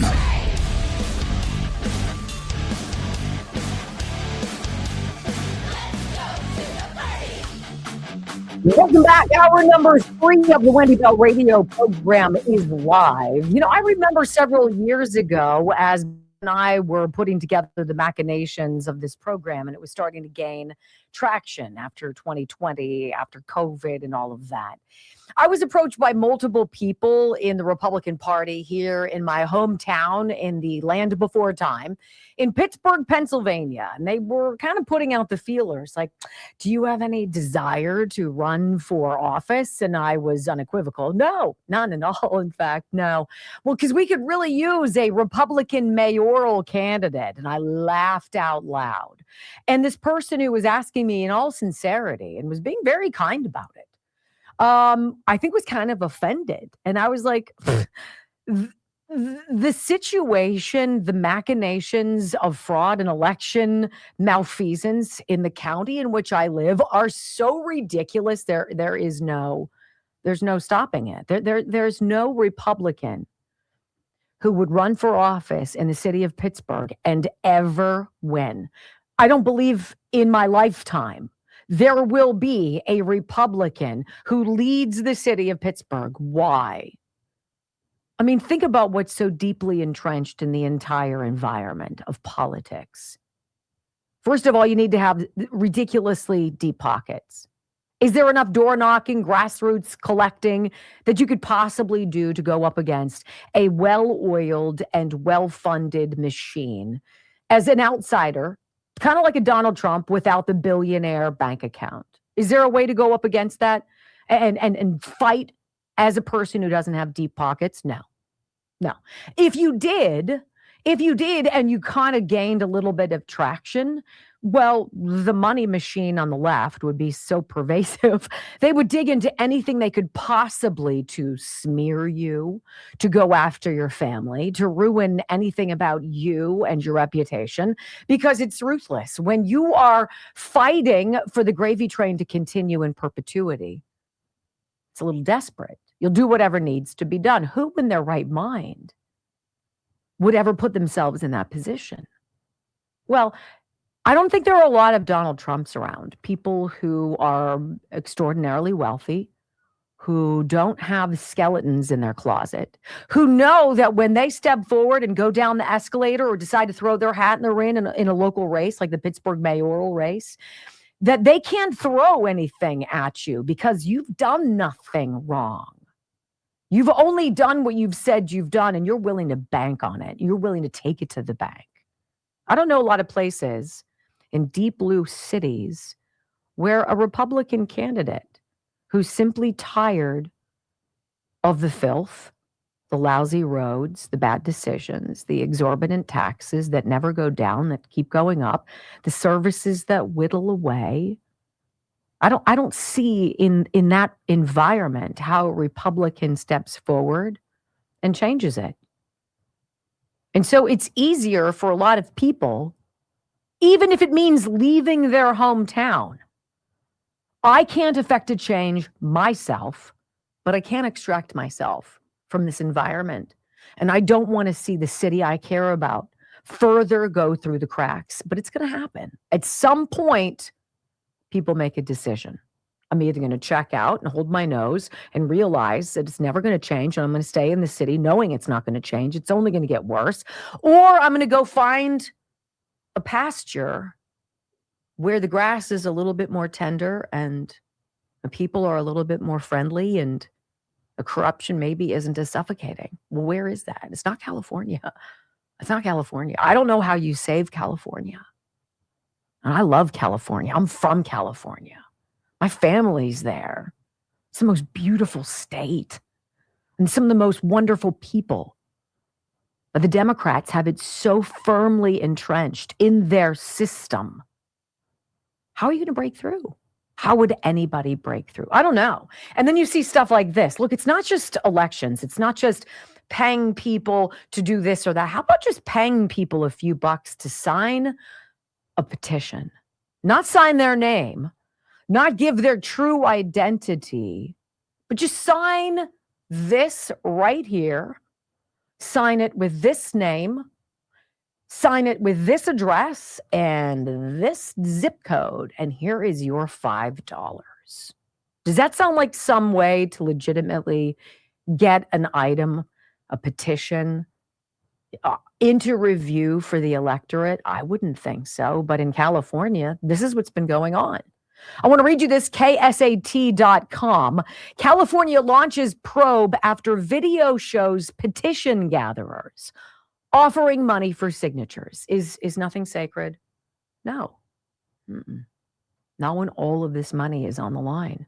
People will stop at nothing, even paying folks to stand outside, encouraging people, hey, want a quick $5? I got a pen for you. Come on over. We'll make this happen. That's what's going on in California. Here's your story. California elections officials said Friday that they are investigating whether signature collectors in San Francisco illegally offered to pay people to sign ballot petitions using fake names. We're not even going to have you say, hey, my name is Wendy Bell. I live here. This is my zip code. No. You're going to use somebody else's name. You're a man. It doesn't matter. Your name is Sheila. You're a woman. Doesn't matter. You're Fred, right? And here's your $5. I didn't believe this until I saw the video posted yesterday on Twitter, on X. And it shows the sign. It says, sign petition for $5. And this whole line of people waiting along the sidewalk. Instructing the name and address to use to fill out the petition. And then when the person recording asked what the petitions were for, the woman said, just sign it. Just sign it. Oh, sounds good. Okay. Well, I want you to watch this because the California Secretary of State's office said in a statement that it was, quote, aware of and investigating the matter. In California, people can, in fact, place measures on the ballot for voter approval by gathering hundreds of thousands of signatures. Campaigns can pay people per signature they gather, providing an incentive for workers to get as many as possible. But directly paying people on the street, it's sort of like that shtick we saw during the 2020 election or 2024 election where they were paying people, homeless people, right, at a shelter. Here, we're going to get you in this van and we're going to take you. Listen to this. Here's the street video. If you don't believe me, audio soundbite number 1, dude with the phone walks up, talks to another guy. He's like, so what's going on here? And he's like, well, we're in line waiting to sign this petition to get paid $5. Here's how it goes. They get paid $5 to sign a petition. They get $25? $5. Okay. Did you have to have your ID? I'm not sure. Okay. Do you have to have your ID? That'd be a kick in the nuts, wouldn't it? Yeah, you don't have to have it to vote in our elections, but in order to collect $5 and sign this petition. Okay, now this is where things are infuriating. This is like the Somalian indignance when Nick Shirley knocks on the door and is like, aren't you the ones who are ripping we, the taxpayers, off? How dare you slam the door in my face and throw an F-bomb at me? How dare you tell us this stuff isn't going on when it's so obviously and so brazenly bald, total pure daylight? This is what's going on. Woman is instructing a woman to this guy's left. This is the name you're going to sign. This is the address you're going to use to get your $5. It's sickening. I get $5 too? Yeah. And what is it? Just sign it. Just sign it? Yeah. You ready, ma'am? First name is going to be Carol. Last name Sanderson. This is the address right here. This is the city, Avila Beach. And this is the zip code. Hold that. So remember, first name is Carol. I get it. Yeah. This is the name you're going to be signing. Carol Sanderson. Now, here's the deal. I bet you Carol Sanderson exists. And I bet you she exists in Avila Beach, wherever that is. So she's asking a woman who's not Carol Sanderson to say, you're Carol Sanderson, use your signature, sign this document, fill out the address, here's your $5. How does that resonate with you? I don't know what the ballot measure is. I don't know what they're trying to get on the ballot. I don't care if it's a measure I'm for. This is where we are. It's not who the best people are. It's not who the brightest innovators are. It's not who's got the best ideas. It's whomever can get it across the finish line, whomever can protect the scam, the grift, the fraud, the ripoff, whether it's stealing elections, lying about children and fake daycares, children who never existed. And everybody knows it's going on. So much to the fact that they're like, yeah, come on over. I'll give you $5 to sign this right here as a guy is recording it. Now, if you had any kind of remorse or you were worried that you were going to get caught, wouldn't you be like, sir, I need you to put your phone away, please. We'd rather you not record this. They're so brazen and in your face. Kind of makes you feel like they've been doing it a while. Yeah, about that. When we come back on the Wendy Bell radio program. Did you guys hear what Brandon Johnson has in Chicago for his security detail? It's all about for me, but not for thee, ladies and gentlemen. But come on and visit Chicago. I hear it's super safe this time of year. Next on the Wendy Bell Radio Network. Simkovich Concussion Institute, my friends. The Simkovich Concussion Institute is a special place, and I've watched people go in one way and come out after 4 or 5 days of treatment with Dr. Simkovich, a concussion expert, traumatic brain injury expert, and his team. They've been doing this for, 25 years? Thousands and thousands of 5-star reviews and success stories. I mean, I've watched people walk out completely different people. Brock and I went through the process. He went through the onboarding, had to fill out this long sheet of do this, do that, and with Dr. Simkovich, because Brock was worried. Maybe we should go through and see if he could be helped. I don't know. He's been concussed multiple times in his life. So we went through to see if Dr. Simkovich, show us what you do when a patient finally comes here and you say, I can probably help you. In fact, I know I can. Brock laid down, face through one of those massage table things so the face thing is open so you can breathe. And Dr. Simkovich just started putting his hands on his neck and his head and touching sides of his face. And he was kind of wincing because it was tender. Dr. Simkovich could feel where he was tender. He could feel by putting his fingers in his soft palate things that he could do to adjust Brock so that Brock maybe doesn't have headaches as commonly as he does, right? Think about our friend who had essential tremor and went in and had it so greatly impacted by this treatment. This is every day. This is what Dr. Simkovich does. He offers people this intense treatment. No surgery, no blood, no needles, nothing like that. It's intense in that they pay attention to you and they have you there for several hours at a clip to fix you. And they do this multiple days in succession so that at the end of the treatment, 4 days, you're good to go and you've got your life back. Is it that simple? I'm sure not, but it sure seems like it. 412-366-3700.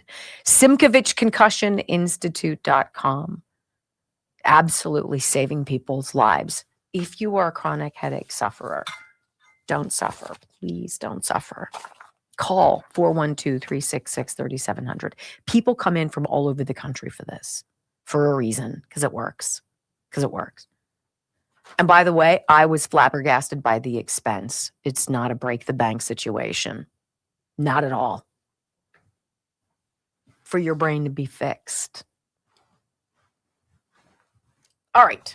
That really irked me, the whole signing of a petition. Just sign this person's name. Isn't that fraudulent? 100%. Isn't that forgery? Isn't that identity theft? What is that? Well, so why do we need investigations? There's the video. Why does this take so long? Find that person. People signing them up. You know who they are. 100%. That's what's frustrating. Sign it. Sign it. Due process, even though we have it all on film.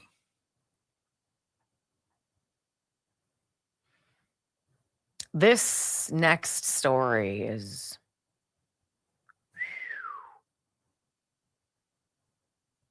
This is typical politics, though. Not for you, not for us. It's Virginia with the guns. You can't have it, but we can.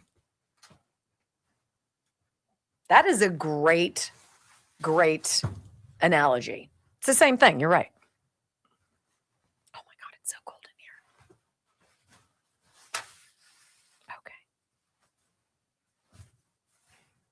Okay. Oh, we should see what the... Welcome back to the Wendy Bell radio program. So think about it. Let's go back to my example where several years ago I was approached by the Republican committee here in Pittsburgh. Would you ever consider running for mayor as a Republican? Beyond hell no. Think about it. If you don't check boxes right? If you're not a minority, if you're not this or that, it's like it's gotten to the point where it's like just regular, like white, normal, regular people like me. I'm like, well, I don't have anything dazzling to share with you other than my thought process, which seems relatively common sense. But we've been a box checking DEI community for so long, it puts me at a disadvantage. Can we fix that?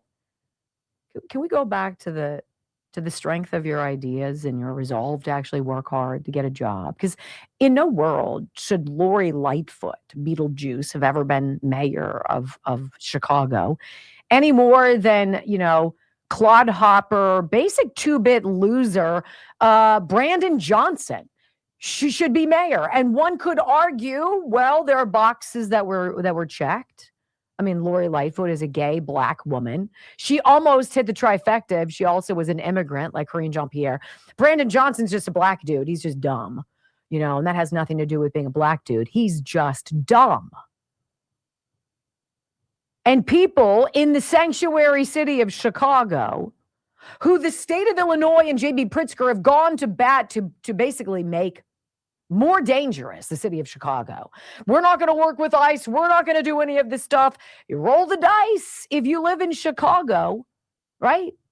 Did you hear about his security detail, the number of people that Brandon Johnson has to keep him safe? Now, he's either paranoid as all get out, or I don't know what. But he keeps telling Chicago residents their city is safe. His actions kind of tell this way different story. Despite his public confidence, reports indicate that Mayor Johnson's security detail, I don't know, how many people does one need in a security detail? Brock, how many do you think? What do you need? I have zero. As one individual, I mean, I have you. I know I have you. But do you need, like what I need as a mayor, you need 10 people around you at all times? Does that seem a little excessive to you? Just a little bit. Just 10? Maybe like 2. How about 150? Because that's what Brandon Johnson has. 150 Chicago Police Department officers work on Brandon Johnson's security detail. I don't know if there's like some bounty on his head and he's worried. I don't know what it is. 150 in a city that has been beleaguered by Mayor Lori Lightfoot's trampling of them during COVID. How many early retirements? How many people just up and quit the police force in Chicago, right? They were worried about having St. Patrick's Day parades because there aren't enough freaking cops. So Brandon Johnson is going to have a team of 150 police officers costing taxpayers. This is worse than what? Summer Lee paying her boyfriend or Maxine Waters paying her daughter or whatever the hell it is. $22.5 million a year in salaries alone to protect Brandon Johnson in the city of Chicago, which he tells you, come on in. We so would love you to come and visit. I hear Chicago is beautiful this time of year. I mean, with all of the, illegals, and then you've got at least 100,000 gangbangers that Kash Patel told us about running around Chicago. But Brandon, right. That makes this is what's crazy. This makes Brandon Johnson's personal protection operation one of the largest for any mayor in the entire country, reportedly larger than that of Los Angeles Mayor Karen Bass, who oversees a city nearly twice Chicago's size. By comparison, Lori Lightfoot, she had a really thin security detail of only 90 officers. So what is it? What is it about all these people who want to take away your security or take away your ability to defend yourself with a firearm or take away whatever as they need to be wrapped in a blanket? What is it about Democrats not wanting a wall, but Nancy Pelosi's property being walled off pretty daggone good in San Francisco? What is it? Is it a height of hypocrisy? What is it about Virginia Democrats? Nobody in Richmond is going to ever be able to carry a gun ever again. It's just too dangerous, except if you're a Virginia Democrat lawmaker, in which case you can carry a gun in the glove box of your car, I guess, and have it not be any big deal. For thee, but not for me. So you and I pay the taxes, but we don't get any of the benefit. And then when we knock on the door, the Somalian who answers tells us to go F off. And we have Senate Republicans who don't want to pass the SAFE Act. Got it. We all square now? When we come back on the Wendy Bell radio program, we paid $32 million for Robert Mueller's probe into President Trump. Some stuff about that's new you're going to want to know about. Next on the Wendy Bell Radio Network. Crazy. Totally crazy. Okay, I have a personal story that I want to share with you about about Ireland contracting. Okay?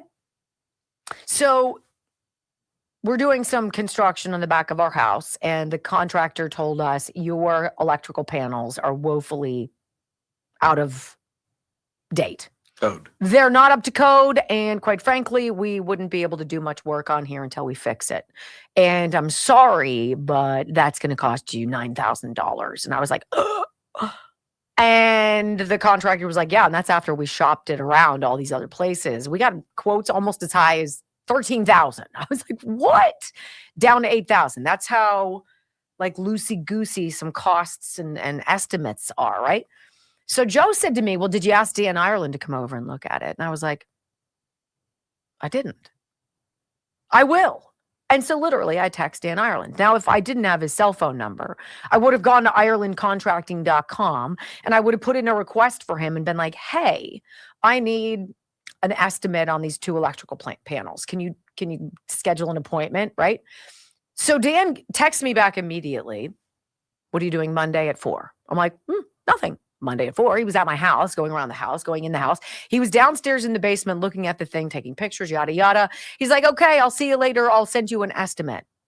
This morning, I woke up and boom, there is the estimate. And he's either woefully or I will say greatly undercutting everybody else, or because there's 2 panels and he might have just given me 1, or he's right on line with the most affordable guy that we were going to go with anyway. Either way, I have an estimate. Either way, I know I'm not getting ripped off whichever way I go. And the Irelands know that not every estimate is going to end in a deal, but it might. They're dependable. They show up when they say they do. He puts on a little foot thingy dingy and walks into the basement so I don't have to be like, can you take off your shoes, please? I saw you walking around the house and it's snowing. Right? They do all of that. He closed everything up, turned off the lights. Like, Dan, I'm making beef stew with Jack. You tell me when you need me, right? And then he's like, I'll give you IrelandContracting.com. If you live in southwestern Pennsylvania, this is your number, 1-800-NEW-ROOF. Okay? 1-800-NEW-ROOF. IrelandContracting.com. Never disappointed in these people. Never. And that's not because I'm me. That's how they do their business. That's them. Which is amazing.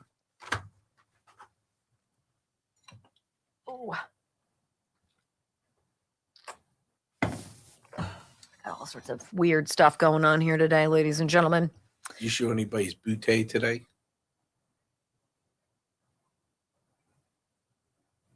No, I didn't. And I also have Sniper. Imagine how many of you are grandparents or young parents with kids who chew on stuff? My kids were droolers and chewers on everything. It was like they had bibs on until they were 2, and it was just a nonstop drool factory, right? They would drool on everything. And I would look at their stuff and I was like, I should probably wash this, right? What if you could take something, even things that they put in their mouth, and you could spray them with a product that you don't have to rinse away, that if they took and put it back in their mouth would be completely safe.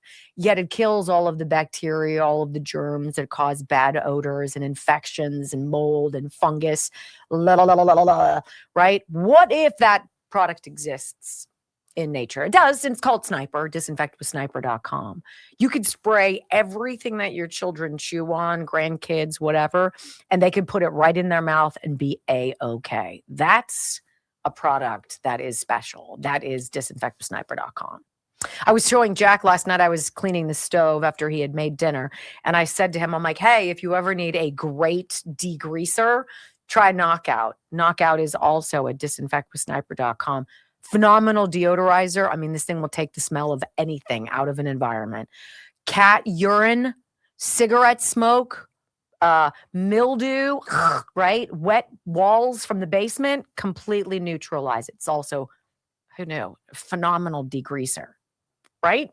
Disinfectwithsniper.com. You don't pay for shipping. They'll get it to you. All 50 states have ordered. It's fantastic. Disinfectwithsniper.com. Can we get some 2,000-pound bombs dropped on the IRS? The cunning linguistic. I love that. I love that. All right, let's see where we are with the Rumbles.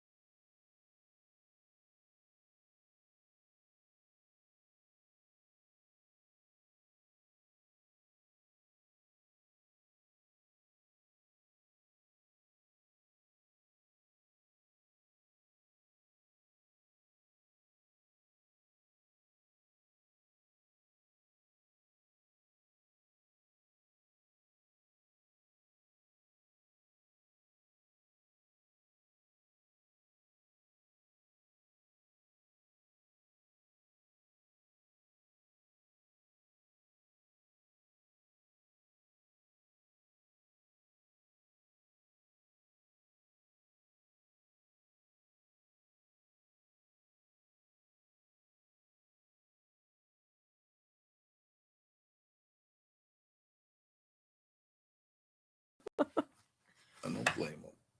You don't blame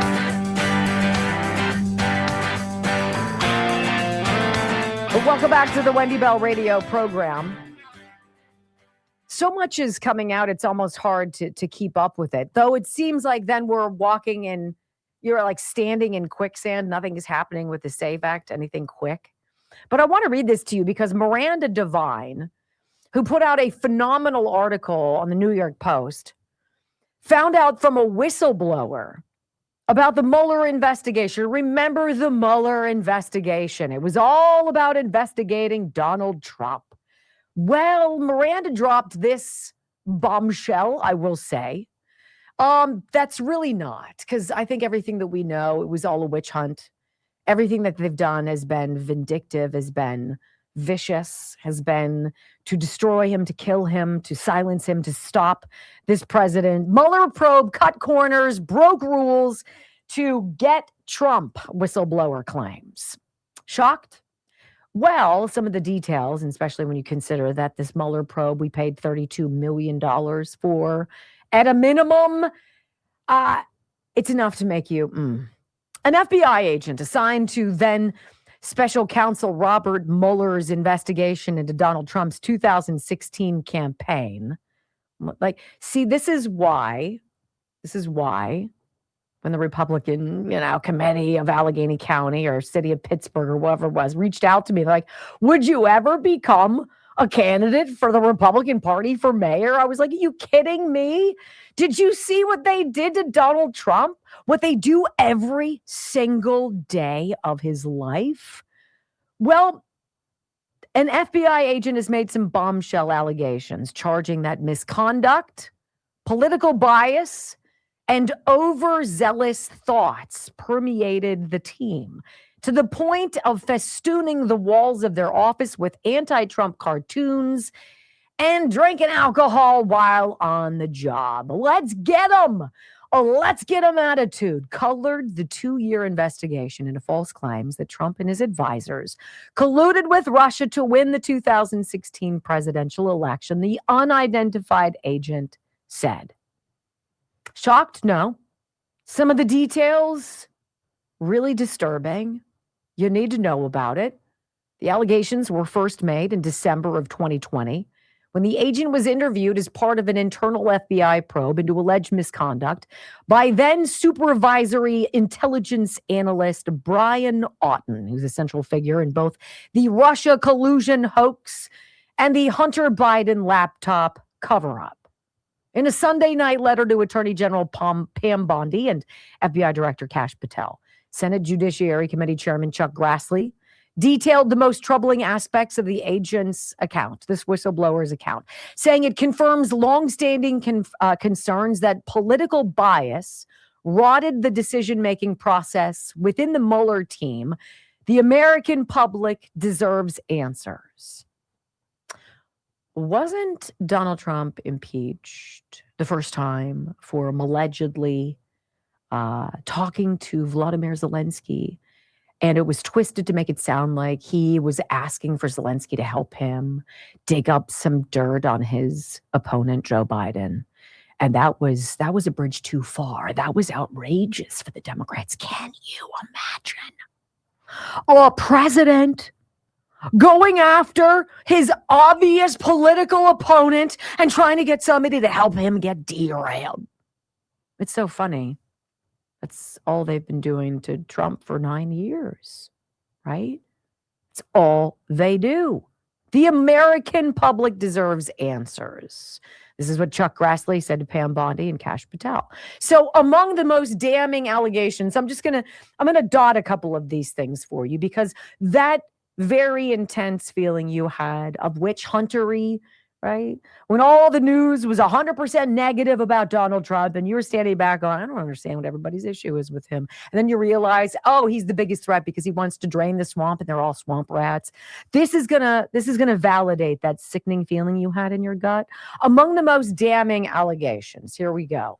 There was no authority for the special counsel's office to open a case on a gentleman named Tom Barrack. He's a billionaire friend of Trump's, and he was chairman of Trump's 2017 inaugural committee over false claims that Barrack was an unregistered agent of the United Arab Emirates.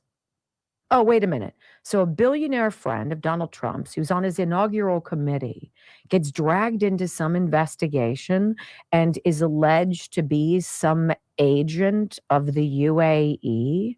So much, in fact, that the Washington field office of the FBI had declined to open an investigation into the now 78-year-old. But the Mueller team, nevertheless, arrested this guy, Tom Barrack, held him in jail, and charged him with being an agent of a foreign government.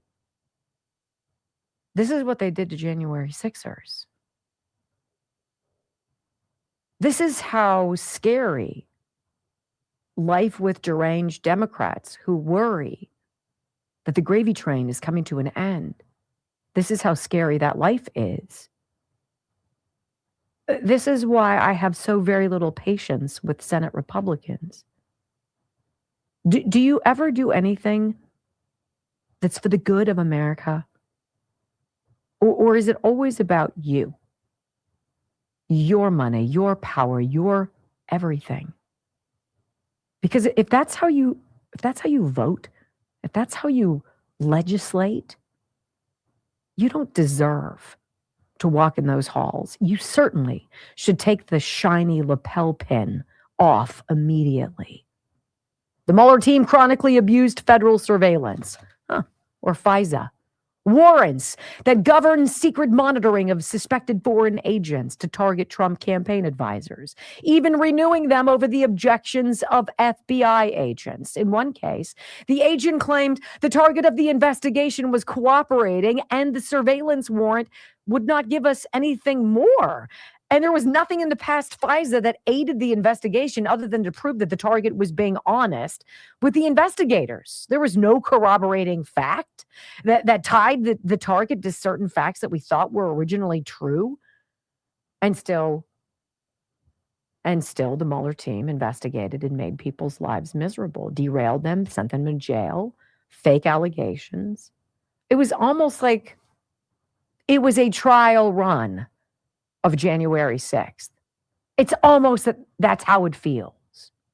So all of this stuff now is coming out. What? Mueller was completely biased against Donald Trump? That everybody was a get Trump sort of a thing? That he was literally on an island?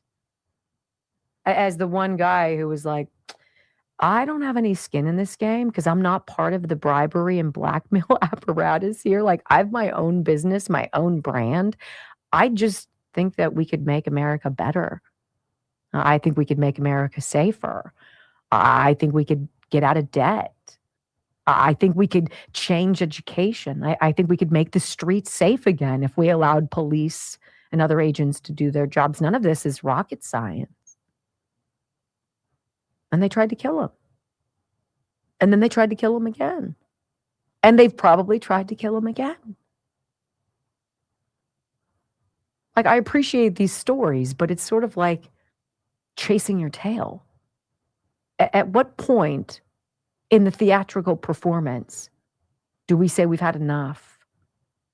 And do we get the revenge, the restitution that we deserve? I don't know.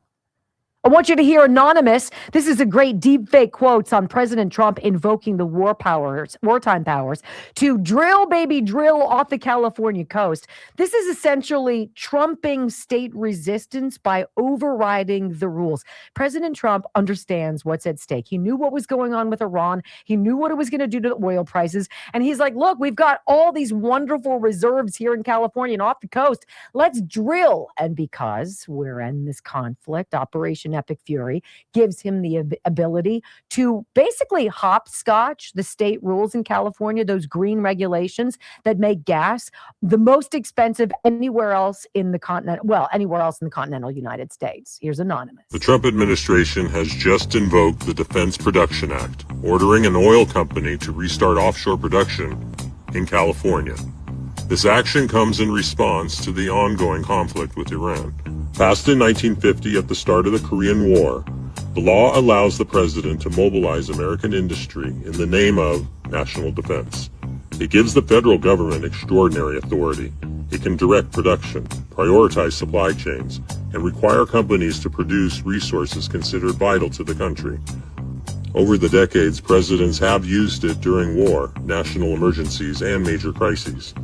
California energy policies have also exacerbated the situation. States adjacent to California, which do not require California's special fuel formula, use nearly 100% American refined fuel. But because California requires its own special fuel formula, it now imports more than 60% of the oil it refines, much of it coming from overseas, some of it passing through the very region now destabilized by war. So the federal government is stepping in, restarting domestic production and overriding state resistance. Under federal law, National Defense Authority supersedes state policy, not simply as energy policy, but as wartime logistics. Because when nations go to war, oil becomes strategy, and the laws written for past conflicts suddenly return to the center of history.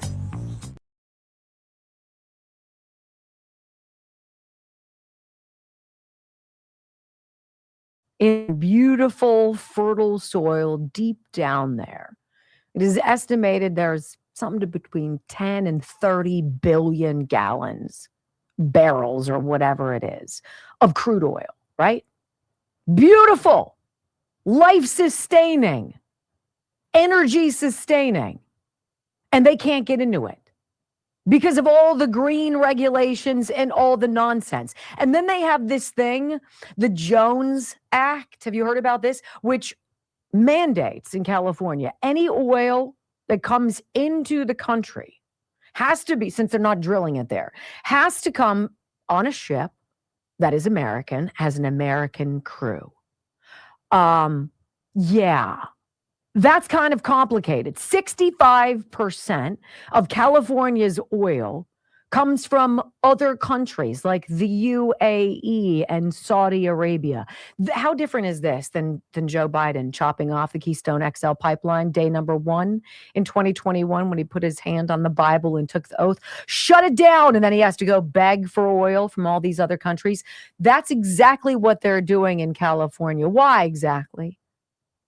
Do you think the California people would like to see, if they're lining up for $5 to sign a petition to do something probably nefarious and steal someone's identity and create a forged signature on a document for a petition? Do you believe that they're willing to wait in line for what, 20, 30 minutes to make $5? Do you think everybody there would very much appreciate it if there was one person ever in the state of California who thought, maybe there's a way we could do this? Maybe there's a way we can get our own energy. Maybe there's a way California can bring down the cost for freaking California once and for a change. No, ladies and gentlemen, it's a bridge too far. How the president is able to drill, though, let's start it going again. Let's drill, because he's got every power to do that. When we come back on the Wendy Bell radio program, it is the Midas touch. I heard Mike Johnson, speaker, say something yesterday in a press conference with the president. And the president blew the lid off of it. Is it possible that there was a member of the House of Representatives whose life was saved because of Donald Trump? Well, we'll see next on the Wendy Bell Radio Network. So you've got this 10 to 30 billion, and these 10 to 30 billion barrels of oil is enough to basically power the entire country for 8 months. That's how much it is. That's how much it is. And it could be more than that. But instead of doing that, we're going to prevent you from having access to that because we don't want to drain it. Oh, it's bad for the environment. But we're going to go and we're going to go pay through the nose from the UAE and Saudi Arabia for that. Does that make sense? No. Any which way to screw you over. Whatever. Again, I give you my opening conversation. What is it that the Democrats have ever done that you're like, yes, those are my people? Go like this and get a muscle because of Kelly Morgan. Morgan's Fitness. Let's check her out. Let's see what I have for you. I'm still amazed by the dude who lost 100 and something pounds and a fat. I'm like, what? Yeah, it's pretty nutty. Here's some before and afters. Look at this guy. That's crazy. That is nuts. That is crazy. Looks like a completely different dude. Looks like a completely different dude who needs beard oil. Look at that, right? See how I can do that? On a dime. Then there's this guy, right? Hold on. That's Kelly Morgan, Morgan's Fitness. I want you to look at just like girth now. Look at the width of this woman from breast to breast and like her hands on her hips. All right. This is one of those that's just bonkers to me. Look at this one. Look at her here. Look at how much. You can tell by the shirt. Just hangs. Look at that. It does. It just hangs. 90 days. Kelly says if you give her 90 days, she will help you lose weight, learn how to eat, learn how to exercise, and take charge of your health and wellness. It's not hard to do. You just have to sign up. MORGAINZ.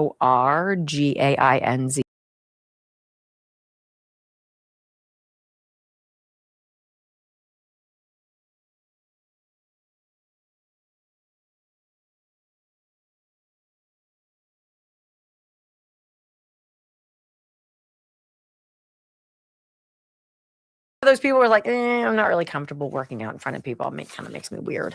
Then you can do it from the comfort of your home. And that is the beauty of this. MoreGainsFitness.com. Scroll up till you see the button that says 90 Ignite. She says, give her 90 days, stick to the program, stick to eating the right things, and you will completely change your body. That's right at the height of swimsuit season.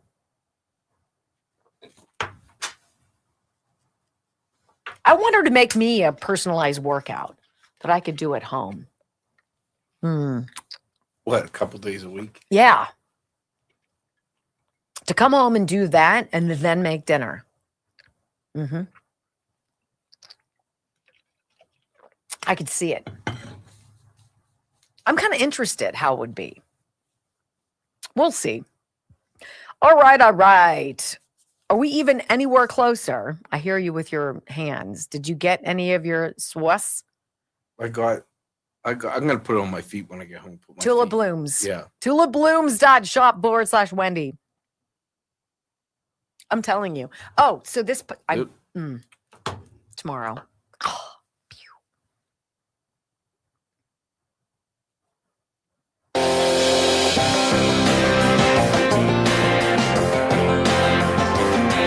Well, welcome back to the Wendy Bell radio program. So I'm checking out Twitter right now, X, and I see the president in the Oval Office. And he apparently just ended the UK Prime Minister Keir Starmer's whole career in the Oval Office. He turns around and says, I'm disappointed. You see that man right there? You know who that is? The late, great Winston Churchill. Unfortunately, Keir Starmer is not Winston Churchill. Oh, my goodness. Ilhan Omar, Keith Ellison, Tim Walz, everybody in NATO who's an ally of America who is not willing to step up and pay their fair share or do their fair. This president lets you know, I see you. I see it all. So, okay. Anybody else out there miss Scott Adams? I do. Don't you, Brock? I think about him. I do. I miss his commentary because it's common sense commentary. He's very eloquent for a guy who doesn't do it for a living. Correct. All right. So Dilbert cartoonist who, passed earlier this year. I'll never forget when the president called him and when Scott did a video on how he didn't recognize the 202 phone number or whatever it was. And so he's like, okay, whatever, voicemail. And it was the president calling. And he's like, hey, Scott, it's President Trump. Look, I understand that you're needing some help, that you're sick and you need some help. And he had the cancer that Joe Biden allegedly has. Let me help you. I was so encouraged by that. And I think a lot of us were so hopeful that whatever Donald Trump was going to do, as Scott Adams got back in touch with him and communicated, what can I do to fast track? What do you need? And Scott was like, well, there's this treatment that could be. And Trump's like, look, I'll do whatever I can. And this change in hope in Scott Adams, it did not save his life. But there is a personality, a personability of this president that I find. It's just normal. He's just a normal dude, and that's so nice. Well, Speaker Mike Johnson, sitting with the president yesterday, and he's talking about a member of Congress named Neil Dunn. He's a Florida Republican, and he was, I guess he was diagnosed with a very serious heart condition, and basically was told, you're going to die because of this. And this is, Trump blows the story out of the water and exposes the guy and everything. And Mike Johnson didn't want it. But I think it was a cute little exchange. And I wanted you to hear this. So here you go. Had a pretty grim diagnosis. And I mentioned it to the president. And I said, Congressman Dunn is a real champion and a patriot because he's still coming to work. And if others got this diagnosis, they would be apt to go home and retire. And what was the diagnosis? It was, I think it was a terminal diagnosis. He would be dead by June. Okay, that wasn't public, but yeah, okay, that's it was grim. That's what I was going to say. I don't think with a heart problem, by the way. This was a heart problem. Right. So, the long story short, the president called him to encourage him and thank him, and they had a conversation. And the president mentioned in the course of the conversation, I ought to get my doctors involved, and they did. And within a number of hours, they took him to Walter Reed Emergency Surgery. The man has a new lease on life. He acts like he's 30 years younger, and he walked into the conference meeting, and we thought we'd seen a ghost. And I spoke with him over the weekend, and he's encouraged and thankful, and he thanks the president for his leadership and intervention. And thank you. He actually called Mike. Mike called me, and he said, sir, we're up by 3, but we're going to lose 1 by June. I said, who? Neil Dunn. He's a great congressman. Incredible. He called to say that he was terminal, really bad heart. There's nothing they can do. I said, that's bad. Number 1, it was bad because I liked him. Number 2, it was bad because I needed his vote. But he really said, Mike, I'm going to last this out for the president and you. And however long I live, it looks like June is the time, but however long I live, I'm going to I'm going to be voting for you. I mean, how many people are going to say that? Most of them are going to say, Mike, I'm retiring immediately. That's the end. He's an extraordinary But man. he didn't do that. So how does President Trump reward loyalty? Well, he would do it for anybody. But he got in touch with the congressman, connected him with his doctors at Walter Reed. Within hours, Congressman Dunn, I understand, was having stents. And this is something my husband does. He's a cardiologist. And so I'm well aware of this procedure.